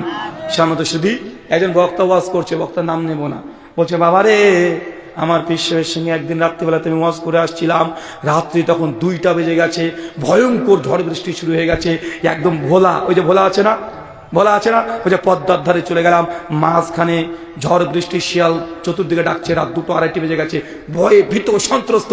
মুরিদ তার পীরের জীবনীতে এই কথা লিখছে। তো তিনি তখন বলছেন যে আমি যখন সেই সময় নদীর ধারে পৌঁছালাম, দেখছি নদীতে মাঝিও নাই, নৌকাও নাই। আর নদী পার হবে কিভাবে? ঝড় বৃষ্টি। আমি তো ভয়ে থরথর করে কাঁপতে শুরু করলাম। মানে উনি বলছেন, এরপরে বলছেন যে তখন পীর সাহেব আমাকে বলছে, বাবা তোমার কাছে জায়নামাজ আছে? জি পীর সাহেব আছে। জায়নামাজটা দাও। জায়নামাজ পীর সাহেব দিয়েছে, সঙ্গে সঙ্গে তিনি পেতে দিয়েছেন। মুরিদকে তখন বলছে, তুমি চোখ বন্ধ করে জায়নামাজে দাঁড়িয়ে যাও আর মনে মনে আমার নাম স্মরণ করো। কথা বুঝতে পারলেন? মনে মনে আমার নাম স্মরণ করো। মুরিদ তখন বলছে যে আমি সঙ্গে চোখটাকে বন্ধ করে জায়নামাজে দাঁড়িয়ে গেলাম, পীরের নামটা আমি স্মরণ করতে থাকলাম। পীর সাহেব কি জানে জিজ্ঞাসা করতে শুরু করলো। একটু পর দেখছে আমার জায়নামাজটা উঠতে উঠতে উঠতে উঠতে উঠতে উঠতে নদী পার করে দিল। মানে এই পীর সাহেব বেশি বেশি আলিফ লায়লা দেখেছে, বুঝলেন না মনে হয়? ওই আলিফ লায়লাতে দেখেন না উঠতো কাকে জায়নামাজ, মানে ওই আলিফ লায়লার সিন পীর সাহেবের জীবনীতে ও লিখে দিয়েছে। মানে এই মাল আলিফ লায়লা দেখা মাল।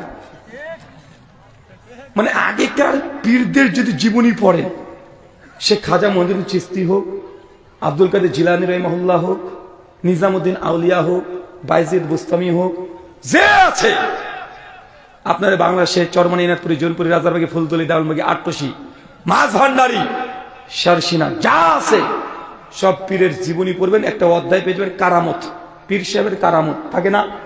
কারামতে দেবেন কমন একটা কারামত আছে, কি জানেন? পীর সাহেব উঠতে পারতেন। পীর সাহেব টুক করে এখানকার রাস্তা ওখানে টুক করে চলে যেতেন, এরকম পেতেন কি পারতেন না? যে আমার পীর সাহেব তিনি মসজিদে আমাদেরকে নামাজ পড়লে উনি কাবা দেখতে পেতেন, এরকম আছে না ভাইজান? আমার পীর সাহেব 1 মাসের রাস্তা 3 দিনে তিনি পার করে দিয়ে চলে এসেছেন। বলা হয় কি হয় না? কথা বলেন। পীর সাহেব নাকি উঠতে পারতেন, পীর সাহেব এটা করতে পারতেন, পানির মধ্যে দিয়ে হাঁটতে পারতেন। আগেকার পীর সাহেব এরকম মুজিজা কারামত দেখেছেন না? শোনা যায় কি যায় না? কথা বলেন না? যাই তো চাচা। তো আগেকার পীররা এত কারামত দেখাতে পারতো, আকাশে উড়তেও পারতো। আমি বেশি কিছু বলিনি, একজন পীর মশাইকে শুধুমাত্র এতটুকু বলেছি, বিজেপি সাহেব বেশি কিছু আপনাকে করতে হবে না, আমি ঢাকা শাহজালাল বিমানবন্দরের টিকিট আমি কেটে দেবো আমার টাকা খরচ করে। ঢাকা টু রাজশাহী যাব আমরা। যখন আমি আপনি সিটে বসে থাকবো, বিমানের আকাশে উড়বে, আকাশে অনেকটা উড়ে চলে যাব আমরা।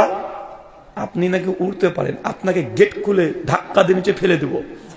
আপনি একটু উড়তে উড়তে এসে রাজশাহীতে ল্যান্ড করে দেখান তো, কথা বুঝতে পারলেন না মনে হয়? এতই যদি উঠতে পারে, উঠতে বলছি না, উপরে থাকবে, তুমি টুক করে রাজশাহীতে ল্যান্ড করো, পিসের ল্যান্ড ঠিকই করবে, নিচে না, একদম উপরে।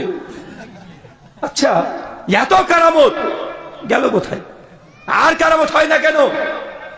বাংলাদেশে এখন 1 লক্ষ পীর আছে না নাই?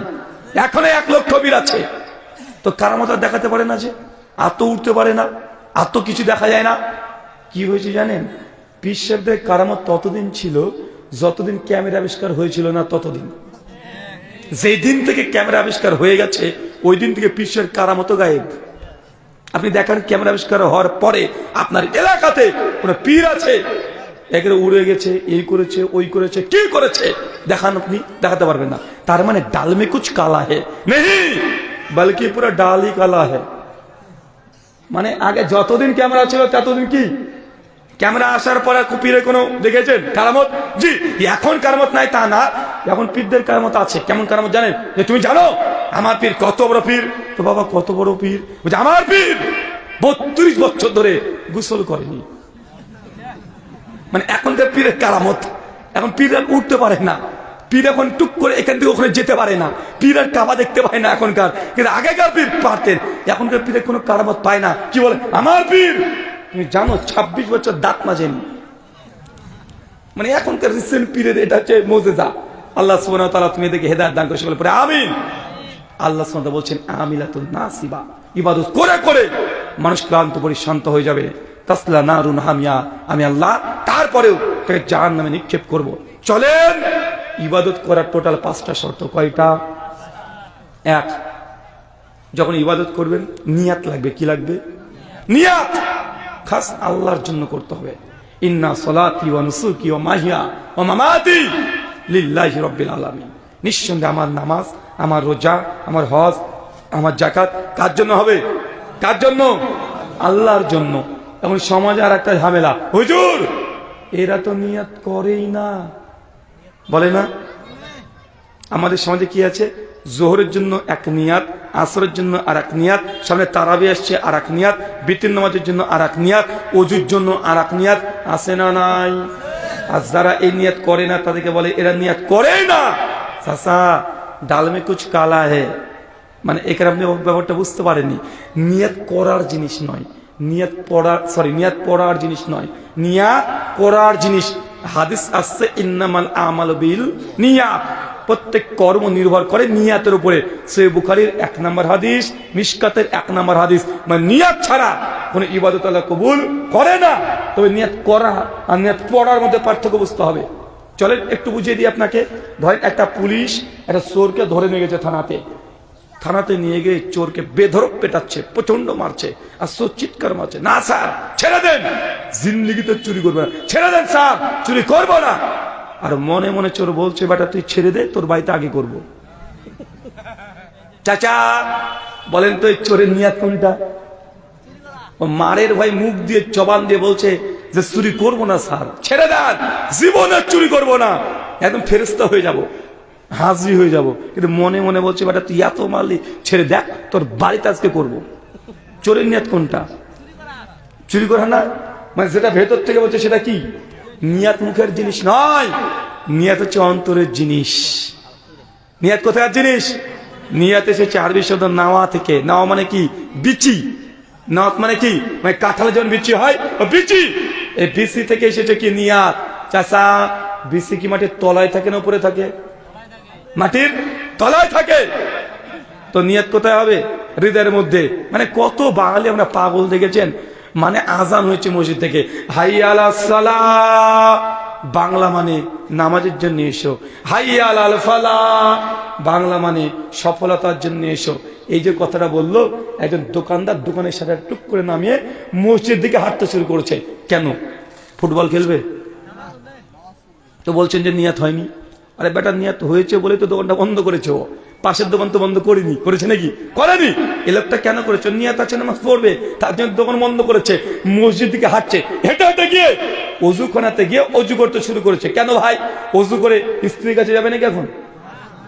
তা আপনি বলছেন যে নিয়াত হয়নি এখনো, আমার নিয়াত পড়তে হবে। অজু শেষ, মসজিদে ঢোকার সময় দোয়া পড়ছে, তাও বলছে এখনো নাকি নিয়াত হয়নি। কিবলার দিকে মুখ হয়েছে, তাও বলছে নাকি নিয়াত হয়নি। ইকামত হয়ে গেছে, জামাতে দাঁড়িয়ে গেছে, তাও বলছে নাকি নিয়াত হয় নাই।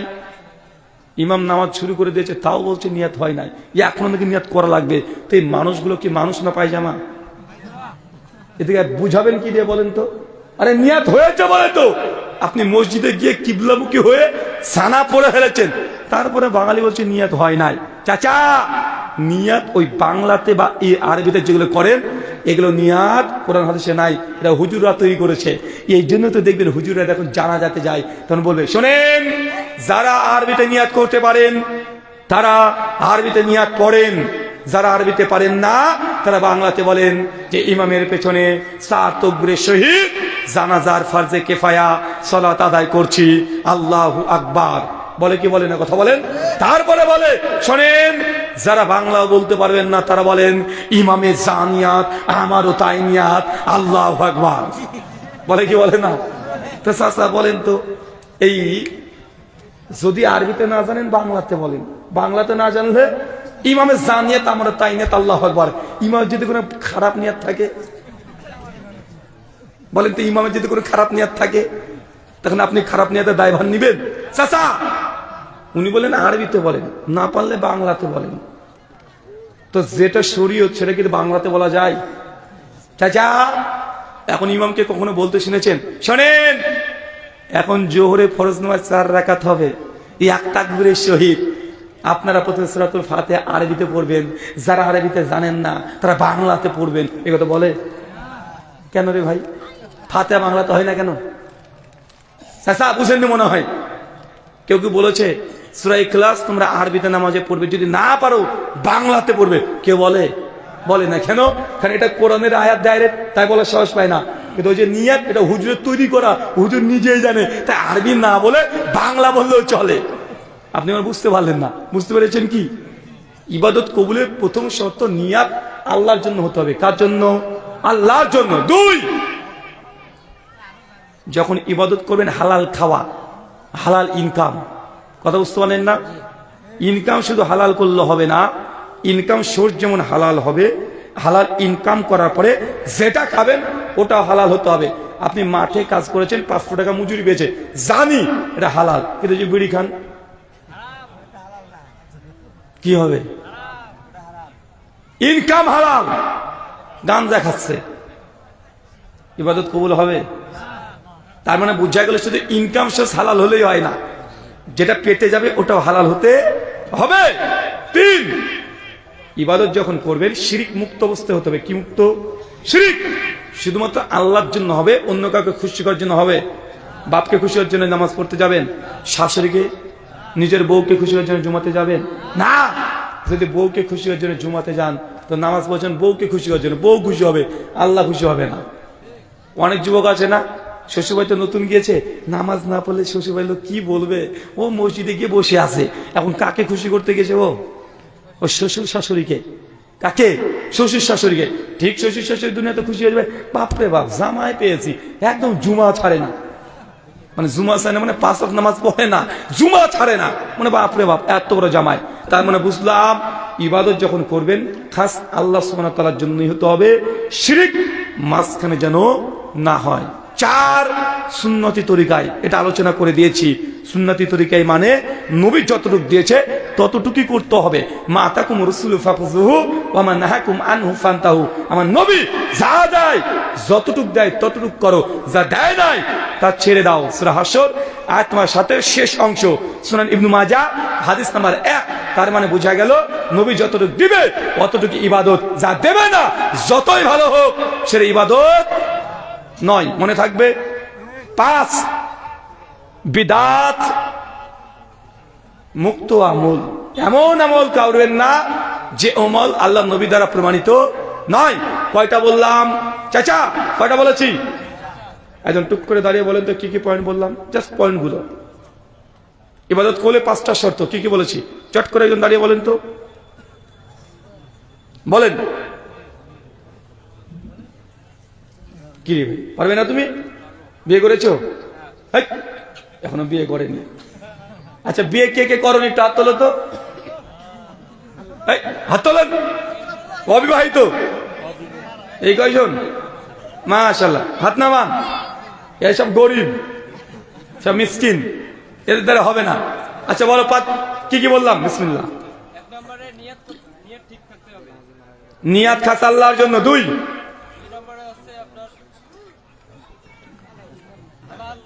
এই 5 থেকে আপনারা বলছেন কেন? ও পারবে ইনশাআল্লাহ। হালাল উপার্জন, হালাল জিনিস ভক্ষণ। 3, শিরক মুক্ত অবস্থায় আমল। মাশাআল্লাহ। 4,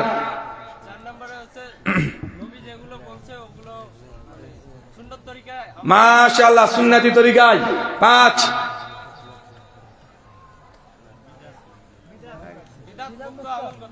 বিদআত মুক্ত অবস্থায় আমল করতে হবে। মাশাআল্লাহ। হয়েছে না বাসকান? বসে পড়ো। আলহামদুলিল্লাহ। এই ইসমাইল আছে? অবশ্যই ভাই। ও নেই না? তুমি আমার গাড়ি থেকে একটা বই নিয়ে যাবে আমার লেখা, ঠিক আছে? আর যে স্টেজ চলে আসে বই নিয়ে যাবে। তোমার উত্তর ঠিক হয়েছে। চাচা, এই 5টা জিনিস ভুলবেন না। 5টা শর্ত যদি থাকে তাহলে ইবাদত হবে, নসিব 1 কোটি রাকাত নামাজ পড়লে নামাজ হবে না। যেমন অজু, আমি আগে বলেছি অজুবিহীন যেমন নামাজ হয় না, ঠিক এই 5টা পয়েন্ট ছাড়া দুনিয়ার কোনো ইবাদত আল্লাহ কবুল করবে না। 1 কি বলেছি? নিয়াত আল্লাহ, অন্য কাউকে না। 2, শিরক যেন না হয়, অন্য কাউকে মাঝখানে খুশি রাজি করার জন্য যেন না হয়। 3, হালাল রুজি, হালাল জিনিস খাওয়া, হালাল জিনিস পান করা। 4, সুন্নতি তরিকাই হতে হবে। নবী করেছে কিনা এটা আপনাকে দেখতে হবে। নবী যদি না করে, নবীজি বলেছে লা ইলাহা ইল্লাল্লাহ, আপনি বলবেন ইল্লাল্লাহ, ফেরেশতারা কবরে গিয়ে আপনাকে 4-6 মারবে।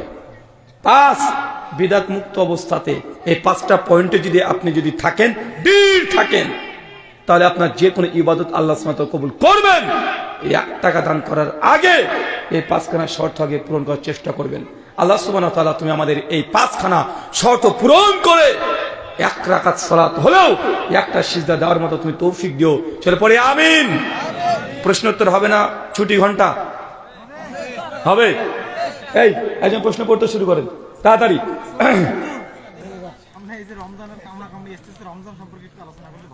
রমজান সম্পর্কে না? আচ্ছা ইনশাল্লাহ হবে, কথা হবে। এই তো প্রশ্ন উত্তর চলে আসবে সব। জি, পড়তে থাকেন। শোনেন, এই ফেব্রুয়ারি মাস বক্তাদের জন্য বার্ধক্যের মাস। কেন জানেন?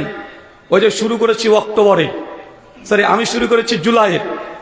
জুলাই মাসের 19 তারিখ থেকে আলোচনা শুরু হয়েছে। মালয়েশিয়াতে ছিলাম 17 দিন, তারপরে সৌদি আরবে, তারপরে সে ভারত বাংলাদেশে চলছেই। মানে প্রতিদিন একটা মাসের টোন বা গলা কতক্ষণ ভালো থাকবে। তাই মাঝে মধ্যে আমি বুঝতে পারছি না আমি কথা বলছি না অন্য কেউ, মানে আমার গলা আমি কনফিউজ, যেটা আমার টোন না অন্য কেউ মানুষ কথা বলছে। তো প্রতিদিন মানুষের কথা বলতে বলতে বলতে এই ফেব্রুয়ারি মাস মানে শেষের দিকে, এখন মানে এখন লাগেজ গুছাতে হবে। তো এই ফেব্রুয়ারি মাসটা খুব কষ্টকর হয়ে যায়। এটা শুধু আমার ক্ষেত্রে না, প্রত্যেক বক্তার ক্ষেত্রেই, কেন প্রতিদিন চলছে। আল্লাহ সুবহানাহু ওয়া তাআলা আমাদের হেফাজত করে, বলে পড়ি আমিন। জি, আসসালামু আলাইকুম ওয়া রাহমাতুল্লাহ।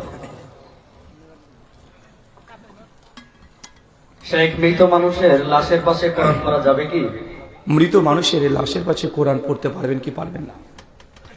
আমাদের সমাজে দেখা যায় এই যে রীতি, মৃত মানুষের পাশে কোরআন মাজিদ পাঠ করা, আসলে এটা ইসলামিক কোনো প্রচলন প্রথা ছিল না।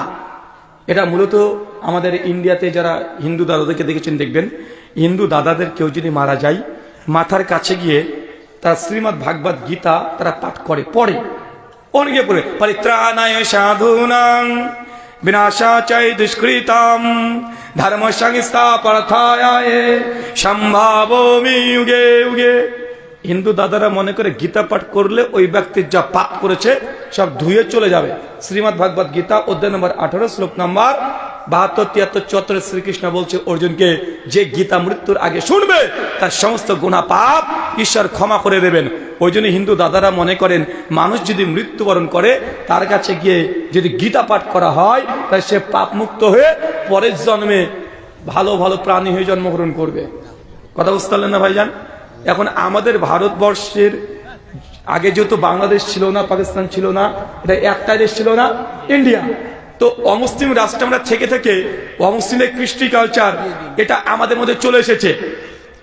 এখন আমরা কি করি, মানুষ যদি মারা যায় আমরা 20-30টা হুজুরকে ডেকে নিয়ে চলে আসি, মাদ্রাসার ছোট ছোট ছাত্ররা চলে আসে, কোরআন মাজিদের একটা একটা পারা নিয়ে মাথায় করে নিয়ে উঁচু টুপি পরে এসে মানুষ মারা গিয়েছে ওর সামনে গিয়ে পড়ছে। চাচা কোরআনে কি পড়ে জানেন? চলেন কয়েকটা আয়াত আপনাকে শোনায়। দেখা যাচ্ছে মরা মানুষ, আপনার বাপ মরেছে, আর হুজুর গিয়ে হাফেজ হিসেবে গিয়ে পড়ছে কোরআনে সূরা বানী ইসরাঈল ধরেন 32 নম্বর আয়াতটায় পড়ছে। কথা বুঝতে পারলেন না? 32 নম্বর আয়াত কি বলছে? ইয়া আইয়ুহাল্লাযীনা আমানু লা তাকরাবুজ জিনা। বাংলা মানে, হে বিশ্বাসীগণ তোমরা জেনার ধারে কাছে যেও না। তো মরা মানুষ জেনা করবে আর? তো ওর কাছে পড়ছে যে, কথা বুঝতে পারলেন না মনে হয়। আরেকজন হাফেজ কোরআন সূরা মাইদা পড়ছে 6 নম্বর পারার 90 নম্বর আয়াত কি বলছে? ইয়া আইয়ুহাল্লাযীনা আমানু ইন্নামাল খামরু ওয়াল মাইসির ওয়াল আনসাবু ওয়াল আসলাম। বাংলা মানে হে বিশ্বাসীগণ, মানে মরাকে বলছে হে বিশ্বাসীগণ নিশ্চয় মদ, জুয়া, লটারি, ভাগ্যনেশর সব হারাম। ওই মরা উঠে এখন জুয়া খেলবে, ও মদ খাবে? তো এই আয়াতগুলো তো জিন্দা মানুষের জন্য, ও শুনে আমল করবে। এখন বলেন তো ও মারা গেছে, এই আয়াত দেওয়ার কি কাজ হবে? কোরআনুল কারীম জিন্দা মানুষ যখন পড়বে, সুনান তিরমিজি 2910 নম্বর হাদিস, আল্লাহ বলছেন কেউ যদি কোরআনের একটা হরফ পড়ে তাহলে 10 করে নেকি। কত করে নেকি? আলিফুন হরফুন, আলিফ একটা হরফ নয়, এই এক হরফে 10 নেকি। যে পড়বে সেও নেকি পাবে, যে শুনবে সেও নেকি পাবে। কারণ বলেন তো মর এখন শুনতে পাচ্ছে, তো নেকি পাবে কিভাবে? ও যদি শুনতে পেত তাহলে ফর সেক অফ আর্গুমেন্ট ধরে নিতাম যে না বেচারা শুনতে পাচ্ছে, তো নেকি মরার পরে একটু যাচ্ছে। এগুলো যে হুজুরদের ব্যবসা। চাচা এটা কি বলেন তো? হুজুরদের ব্যবসা। হুজুর বলছে তোর বাপ তো মারা গেছে, তোর বাপকে কোরআন পড়া জানতো? যে না হুজুর কোরআন পড়া জানতো না। তো তোর বাপের নামে তো কোরআন খতম দিতে হবে। তো হুজুর কিভাবে দেবো, আমার বাপ তো পড়েনি। যে তুই পারিস? তো হুজুর আমিও পারি না। তাহলে তোর বাপের তো কবরে কঠিন আজব হবে রে। যে হুজুর তাহলে কি করতে হবে আমার বাপের? যে টেনশন নিস না, তোর বাপ আমার একটু বন্ধু লোক ছিল তো। আচ্ছা সমস্যা নেই, এই রোজার মাসে আমি 3 বার কোরআনকে খতম দিয়েছি, তো 3টি আমার অলরেডি আছে কোরআন। তুই যদি চাস তোর বাপের নামে বকশিয়ে দেবো। বলে কি বলে না কথা বলে? এমন আপনি বেচারা বলছেন বাবা আমার কষ্ট পাবে, তো হুজুর কি করতে হবে? যে কি আর করতে হবে, একটু হাদিয়া দিয়ে দিবি। তো কত দিব? অনেক কষ্ট লাগে রে, 15-16 ঘন্টা ধরে কোরআন পড়ে পড়ে গোটাটা শেষ করেছি, 4-5 দিন সময় লেগে গেছে, তো দেশ 3000 টাকা দিস না, একটু কমলেন 2000 টাকা। আচ্ছা ঠিক আছে যাস, দিয়ে দেবো। হুজুর বলে তোর বাপের নাম বল। হুজুরকে বাপের নাম বলেছে, তার বাপের নাম বল, তার বাপের নাম বলেছে, আর আপনার নাম। 3 জন বাপ বাটার নাম নিয়ে কি একটা বলে যা, তোর বাপের আমল নয় চলে গেছে। দেখেছেন ওয়াইফাই একদম, মানে কি, মানে তার বিহীন ও নিয়ে কি পৌঁছে দিয়েছে, চিন্তা করেছেন? তার নেই, মানে আশ্চর্য ব্যবসা এটা, আশ্চর্য ব্যবসা। আল্লাহ নবী স্বয়ং তার জীবদ্দশায় তার সন্তান, 3 জন সন্তান মারা গেছে। নবী কখনো বকশিয়েছে? কোরআন পড়ে শুনেছে? আবু বকর, উমর, ওসমান, আলী মারা গেছে, কখনো করেছে? তাফসীর মারিফুল কোরআন সূরা বাকারা সূরা 2 আয়াত নম্বর 41, পৃষ্ঠা নম্বর 35, ডান দিকে 15 থেকে 25 নম্বর লাইন পরিষ্কার ভাবে হানাফি বিদ্বানদের কিতাব তাফসীর মারিফুল কোরআনে 35 নম্বর পৃষ্ঠা ডাইরেক্ট লেখা আছে, মৃত ব্যক্তির নামে কোরআন খানি করা বিদাতে সাইয়্যা, করলে গুনাহ হয়, নেকি হয় না। কি হয়েছে চা? আপনি আবার ভাবেন না যে ভালো কাজই তো ভালো কাজ বলে আপনি করতে পারবেন। আর মসজিদে ঢুকবেন, কোরআন পড়া তো ভালো কাজ, মসজিদে ঢোকা পড়ার দরকার নেই, কোরআন মসজিদ খুলে 2 পারা পড়ে নিয়ে ঢুকবেন। চাচা মসজিদ ঢোকার সময় যে 2 পারা কোরআন পড়েন হবে কেন? ভালো কাজ না? তো ভালো কাজ সব জায়গায় ভালো না। শুকরান। ভিতরে সালাতে দোয়া কুনুত হাত তুলতে হবে কি? কুনুত এ বিতের 2 ধরনের হয়, একটা কুনুতে নাজিলা, একটা কুনুতে বিতের। কথা বুঝতে পারলেন? কুনুতে নাজিলা কখন পড়ে? যখন শত্রুদেরকে বদদোয়া নবী করতেন, সেই সময় তিনি 2 হাত তুলে দোয়া করতেন। আমার ইলম মোতাবেক আমি যতটুকু ঘাটাঘাটি করেছি, সেটা বিতের সালাত যখন আপনি আদায় করছেন 3 রাকাত, ওই সময়তে শেষ রাকাতে সূরাতুল ফাতিহা পড়েছেন, একটা কিরাত পড়েছেন। যদি কুনুতে বিতের পড়তে চান তাহলে সেই সময়তেই আপনি পড়ে নেন কুনুতে বিতের, তারপর রুকু সিজদা করে, মানে রুকু করে সিজদাতে চলে যান। যদি কুনুতে বিতের পড়েন তার রুকুর আগে কুনুত পড়বেন, কি বললাম, রুকুর আগে। আর যদি কুনুতে নাজেলা পড়তে চান তাহলে রুকুর পরে। আমার জানা মতে কুনুতে ভিতরে হাত তোলার কথা সহি বা হাসান সূত্রে পাওয়া যায় না। কয়েকটা রিওয়ায়াত বর্ণনা আছে যেটা কুনুতে ভিতরের ক্ষেত্রে, এগুলা সাইদ মুশতারে সিরাজে ইরশাদুল কাসারি হাফেজাহুল্লাহ প্রত্যেকটা তাহকিক করে বলছেন সাইদ। তবে হ্যাঁ, কুনুতে নাজেলার সময় হাত তোলার কথা সহি সূত্রে প্রমাণিত। কি বললাম, কথা বলেন। কুনুতে ভিতরে হাত তোলার যে কটা রিওয়ায়াত এসেছে জৈব দুর্বল, যদিও বাংলাদেশ অনেক আলেম এই হাদিসগুলোকে সহি বলার চেষ্টা করছে বা তাদের বই নিয়ে এসেছে, তাহাকিক বিহীনভাবে নিয়ে এসেছে। তবে আমাদের যে তাহাকিক, ওই সূত্রগুলো দুর্বল। কুনুতের সময় হাত তোলা, কি বললাম, কুনুতে কোন সময় হাত তোলার কথা সহি, কথা বলেন, কুনুতে নাজিলার সময়তে, যখন শত্রুর জন্য বদ্ধ হবে তখন। শুকরান। রব্বানা লাকাল হামদ কি জোরে বলতে হবে নাকি আস্তে বলতে হবে? রাব্বানা ওয়া লাকাল হামদ, এটাকে জোরে বলতে হবে। যদি ইমাম সাহেব হয় উনি জোরেই বলবেন। সহিহ মুসলিম হাদিস নাম্বার 754। আবু হুরায়রা বলছেন, ইমামকে নিযুক্ত করা হয় তাকে আনুগত্য অনুসরণ করার জন্য। যখন ইমাম মানে তাকবীর দেয় ফাকাব্বিরু, তখন তোমরাও তাকবীর দাও। ইমাম যখন রুকু করে তখন তোমরা রুকু করো। ইমাম যখন সিজদা করে তখন তোমরা সিজদা করো। ইমাম যখন বলে সামি আল্লাহু লিমান হামিদা, তখন তোমরা বলে রাব্বানা ওয়া লাকাল হামদ। তো ইমাম যখন বলে, তার মানে ইমাম যদি মনে মনে বলে আপনি শুনতে পাবেন। তার মানে ইমাম বলে মানে আপনাকে শুনতে হচ্ছে, তাই না? যে ইমাম যখন বলে সামি আল্লাহু লিমান হামিদা, তখন তোমরা রাব্বানা লাকাল হামদ এটা বলো। শুকরান। ভিতরের সালাত কত রাকাত? বিতের সালাত কত রাকাত? বিতের আরবি শব্দ বাংলা মানে করলে হয় বেজোর। এবং বেজোর কত রাকাত? 1, 3, 5।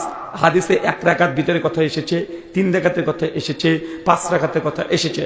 আল্লাহ নবী বলছেন সালাতুল লাইল মাসনা মাসনা, রাতের নামাজ 2 রাকাত 2 রাকাত 2 রাকাত করে পড়তেই থাকো। যখন দেখবা ফজরের আশঙ্কা হয়ে যাচ্ছে ওয়াহাদা, তখন 1 রাকাত বিতের পড়ো। কয় রাকাত? 1 রাকাত। তার মানে 1 রাকাত বেতের আল্লাহ নবীর হাদিস দ্বারা প্রমাণিত আছে। নবী বেশিরভাগ সময় 3 রাকাত বেতের পড়তেন। কত রাকাত বেতের পড়তেন? 3 রাকাত। সহিহ বুখারী কিতাবুত তাহাজ্জুদ হাদিস নাম্বার 2013 এবং 1147। আল্লাহ নবী বলছেন, আমাদের আয়েশা রাদিয়াল্লাহু তাআলা তিনি হাদিস বর্ণনা বলছেন, মাকানা ইয়াজিদু ফি রমাজান ওয়ালা ফি গায়রিহি আলা 11 রাকাত। আল্লাহ নবী রমজান মাস, রমজান ব্যতীত 11 রাকাতের বেশি নামাজ পড়েন নি। তিনি প্রথমে 4 রাকাত, তারপরে আবার 4 রাকাত, তারপরে 3 রাকাত তিনি বিতর পড়েছেন। কথা বুঝতে পারলেন? তারপরে আল্লাহ নবী 3 রাকাত বিতরে পড়েছেন, 5 রাকাত পড়েছেন, 1 রাকাত পড়েছেন। কিছু কিছু মানুষ বলে যে 3 রাকাত বিতর পড়তে হবে, এটা সঠিক নয়। 1 রাকাত জায়েজ, 3 রাকাত জায়েজ, 5 রাকাত জায়েজ। আবার কেউ যদি বলে 1 রাকাতই পড়তে হবে, 3 রাকাত করা যাবে না, এটাও বাড়াবাড়ি। 3 রাকাত নবীর হাদিস দ্বারা, বুখারীর হাদিস দ্বারা প্রমাণিত।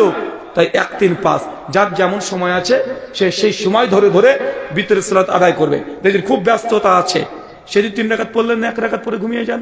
কথা বুঝতে পারছেন? সময় আঢাল আছে বাড়িতে, 3 রাকাত পড়েন, কোনো সমস্যা নেই। শুকরান। আহলে হাদিস নামে নিজেকে পরিচয় দেওয়া যাবে কি? আহলুল হাদিস এই নামে নিজেকে পরিচয় দেওয়া যাবে কি যাবে না? কেননা আল্লাহ সুবহানাহু ওয়া তাআলা সূরা হাজ আয়াত নম্বর 78 বলেছেন যে সামাকুমুল মুসলিমিন, আল্লাহ সুবহানাহু ওয়া তাআলা নবী ইব্রাহিমের নাম দিয়ে তোমাদের নামকরণ করেছে মুসলিম। আল্লাহ আমাদের কোরআনে নাম রেখেছে কি? মুসলিম। নিজেকে তাহলে আহলে হাদিস পরিচয় কেন দেব? অতএব আমাদের আহলে হাদিস পরিচয় দেওয়া উচিত নয়, মুসলিম বলতে হবে। এই মতে কে কে বিশ্বাসী একটু হাত তুলবেন? মাশাআল্লাহ। এবার হাত নামান। এবার আমার প্রশ্ন, আহলে হাদিস পরিচয় দেওয়া যাবে না, মুসলিমই বলতে হবে, এরকম কেউ মনে করেন? কেউ আছেন? আপনি আছেন? মাশাআল্লাহ, দাঁড়ান, বলেন আপনার দাবি বলেন, মানে কি বলতে চাচ্ছেন বলেন। আহলে হাদিস বলবো না, মাশাআল্লাহ, ভালো কথা।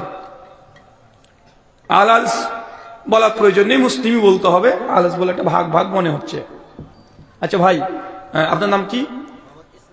মোহাম্মদ ইসমাইল হোসেন। আমার ড্রাইভারের নাম ইসমাইল হোসেন। আমার আলহামদুলিল্লাহ। মিতি ইসমাইল, তোমার মিতি পেয়েছি, মিতা, আলহামদুলিল্লাহ। তো এই ইসমাইল হোসেন কে নাম রেখেছে? আব্বা এবং মা আপনার নাম রেখেছে ইসমাইল হোসেন। আচ্ছা, আল্লাহ আপনার নাম কি রেখেছিলেন? সূরা হাজ ৭৮ নম্বর আয়াত মুসলিম। তা আপনাকে যখন বললাম যে ভাই আপনার নাম কি, তখন আপনি আল্লাহ দেওয়ার নাম দিয়ে পরিচয় না দিয়ে বাপের দেওয়ার নাম দিয়ে পরিচয় দিলেন কেন? হ্যাঁ, আমাদের নাম কি? মুসলিম না? তা আপনি ইসমাইল বললেন যে এই নাম তো বাপ দিয়েছে। নামই তো নাম না। আল্লাহ বলছেন সাম্মাকুমুল মুসলিমিন, সূরা হাজ আয়াত ৭৮, যে ইব্রাহিম আলাইহিস সালাম তোমাদের নাম কি রেখেছে? মুসলিম। সূরা আল ইমরান সূরা ৩ আয়াত ১০২ আল্লাহ বলছেন তোমরা মুসলিম না হয়ে ওয়া আনতুম মুসলিমিন, যতক্ষণ মৃত্যুবরণ করো না মুসলিম না হয়ে, তাই না? আল্লাহ সুবহানাহু ওয়া তাআলা বলছেন সূরা আল ইমরান আয়াত ৬৪ বিয়ান্না মুসলিমুন, তোমরা বলো তোমার সাক্ষী দেখো তুমি হচ্ছে মুসলিম। সূরা হামিদ সাজদা আয়াত ৩৪ আল্লাহ বলছেন তোমাদের নাম হচ্ছে মুসলিম। তো আল্লাহ তো বারবার মুসলিম নাম আমাদের দিয়ে দিয়েছে, আপনার আব্বা কেন আবার নাম রাখলেন ইসমাইল, আর ওই নামে আপনি পরিচয় কেন দিলেন?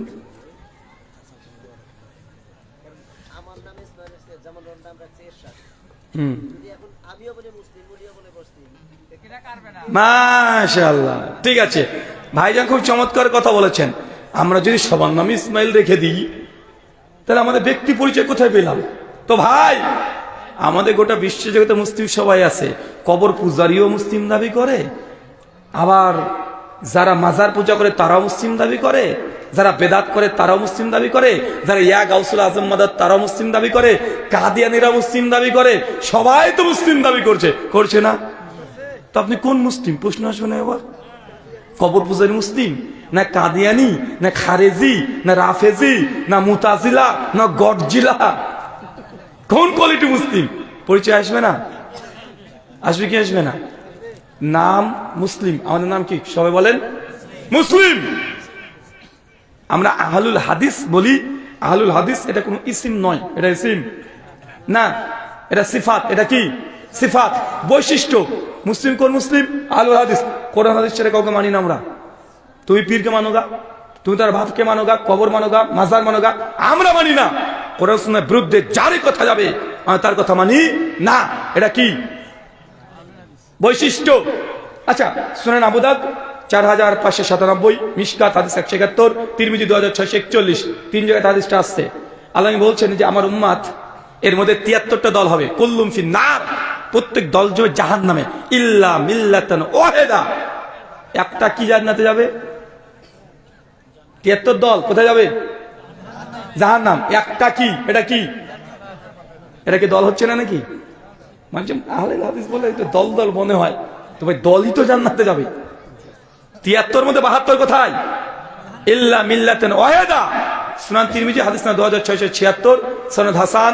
ওখানে শব্দ আসছে আল জামাআ, মানে সেটা একটা জামাত, একটা ঐক্যবদ্ধ জামাত, ওটা যাবে জান্নাতি। মুস্তাদরাক আল হাকিম হাদিস না ৪৪৪, আরেকটু যুক্ত হচ্ছে শব্দ আল ইয়াম, আজকের দিনে যে রাস্তায় আছি এটা যে জান্নাতি দল, জান্নাতে একটা কাফেলা তো থাকবেই। কথা বুঝতে পারলেন মনে হয়? চাচা বুঝতে পারলেন না? অনেকে বলে হুজুর বসেন বসেন, অনেকে বলে হুজুর দেখেন এই এত মানুষ তার কি ভুল করছে, এত মানুষ সব করছে, আর আপনার আহলে হাদিসরা তো ওই সামান্য কয়েকজন। চাচা হাদিস তো তাই বলছে, মানে ৭৩ দল ৭২টা জাহান্নামে, একটা দল যাবে জান্নাতে। তার মানে কি? মানে বেশিরভাগ জান্নাতে না জাহান্নামে? তো বেশিরভাগ তো জাহান্নামেই হবে।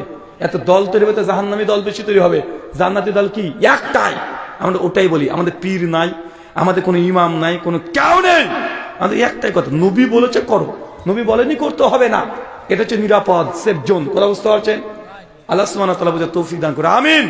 তার মানে বুঝা গেল আহলে হাদিস কি? এটা বৈশিষ্ট্য বলতে পারেন, সমস্যা নেই। আপনি মুসলিম, আপনি ইসমাইল, এটা আপনার বৈশিষ্ট্যগত একটা নাম, নাম না? আল্লাহর নাম, আল্লাহ তো একজন, তাই না? আল্লাহর নাম কি? আর রহমান, আল করিম, আল হাকিম, আছে না নাই? তা আল্লাহর এগুলো কি? এটা নাম না, এটা বৈশিষ্ট্য। কোরআন তো একটা, কিন্তু কোরআন নাম কয়টা গুলো?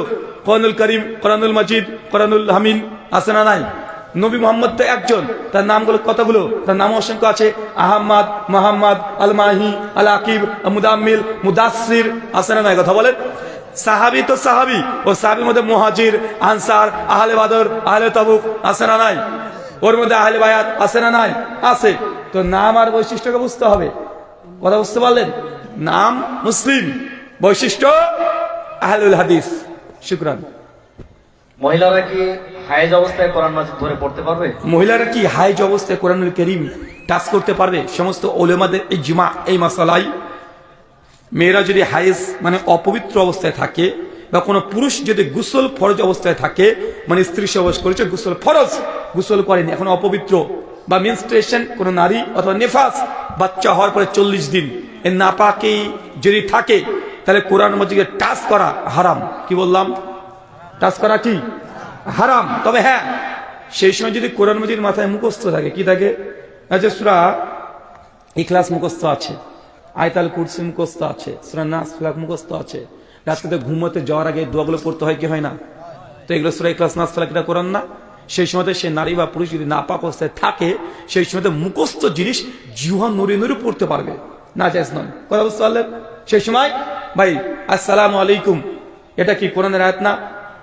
সূরা নিসা আয়াত নম্বর 86 আল্লাহ সুবহানাহু ওয়া তাআলা বিশেষ সালাম দিতে বলেছে, সালামুন আলাইকুম।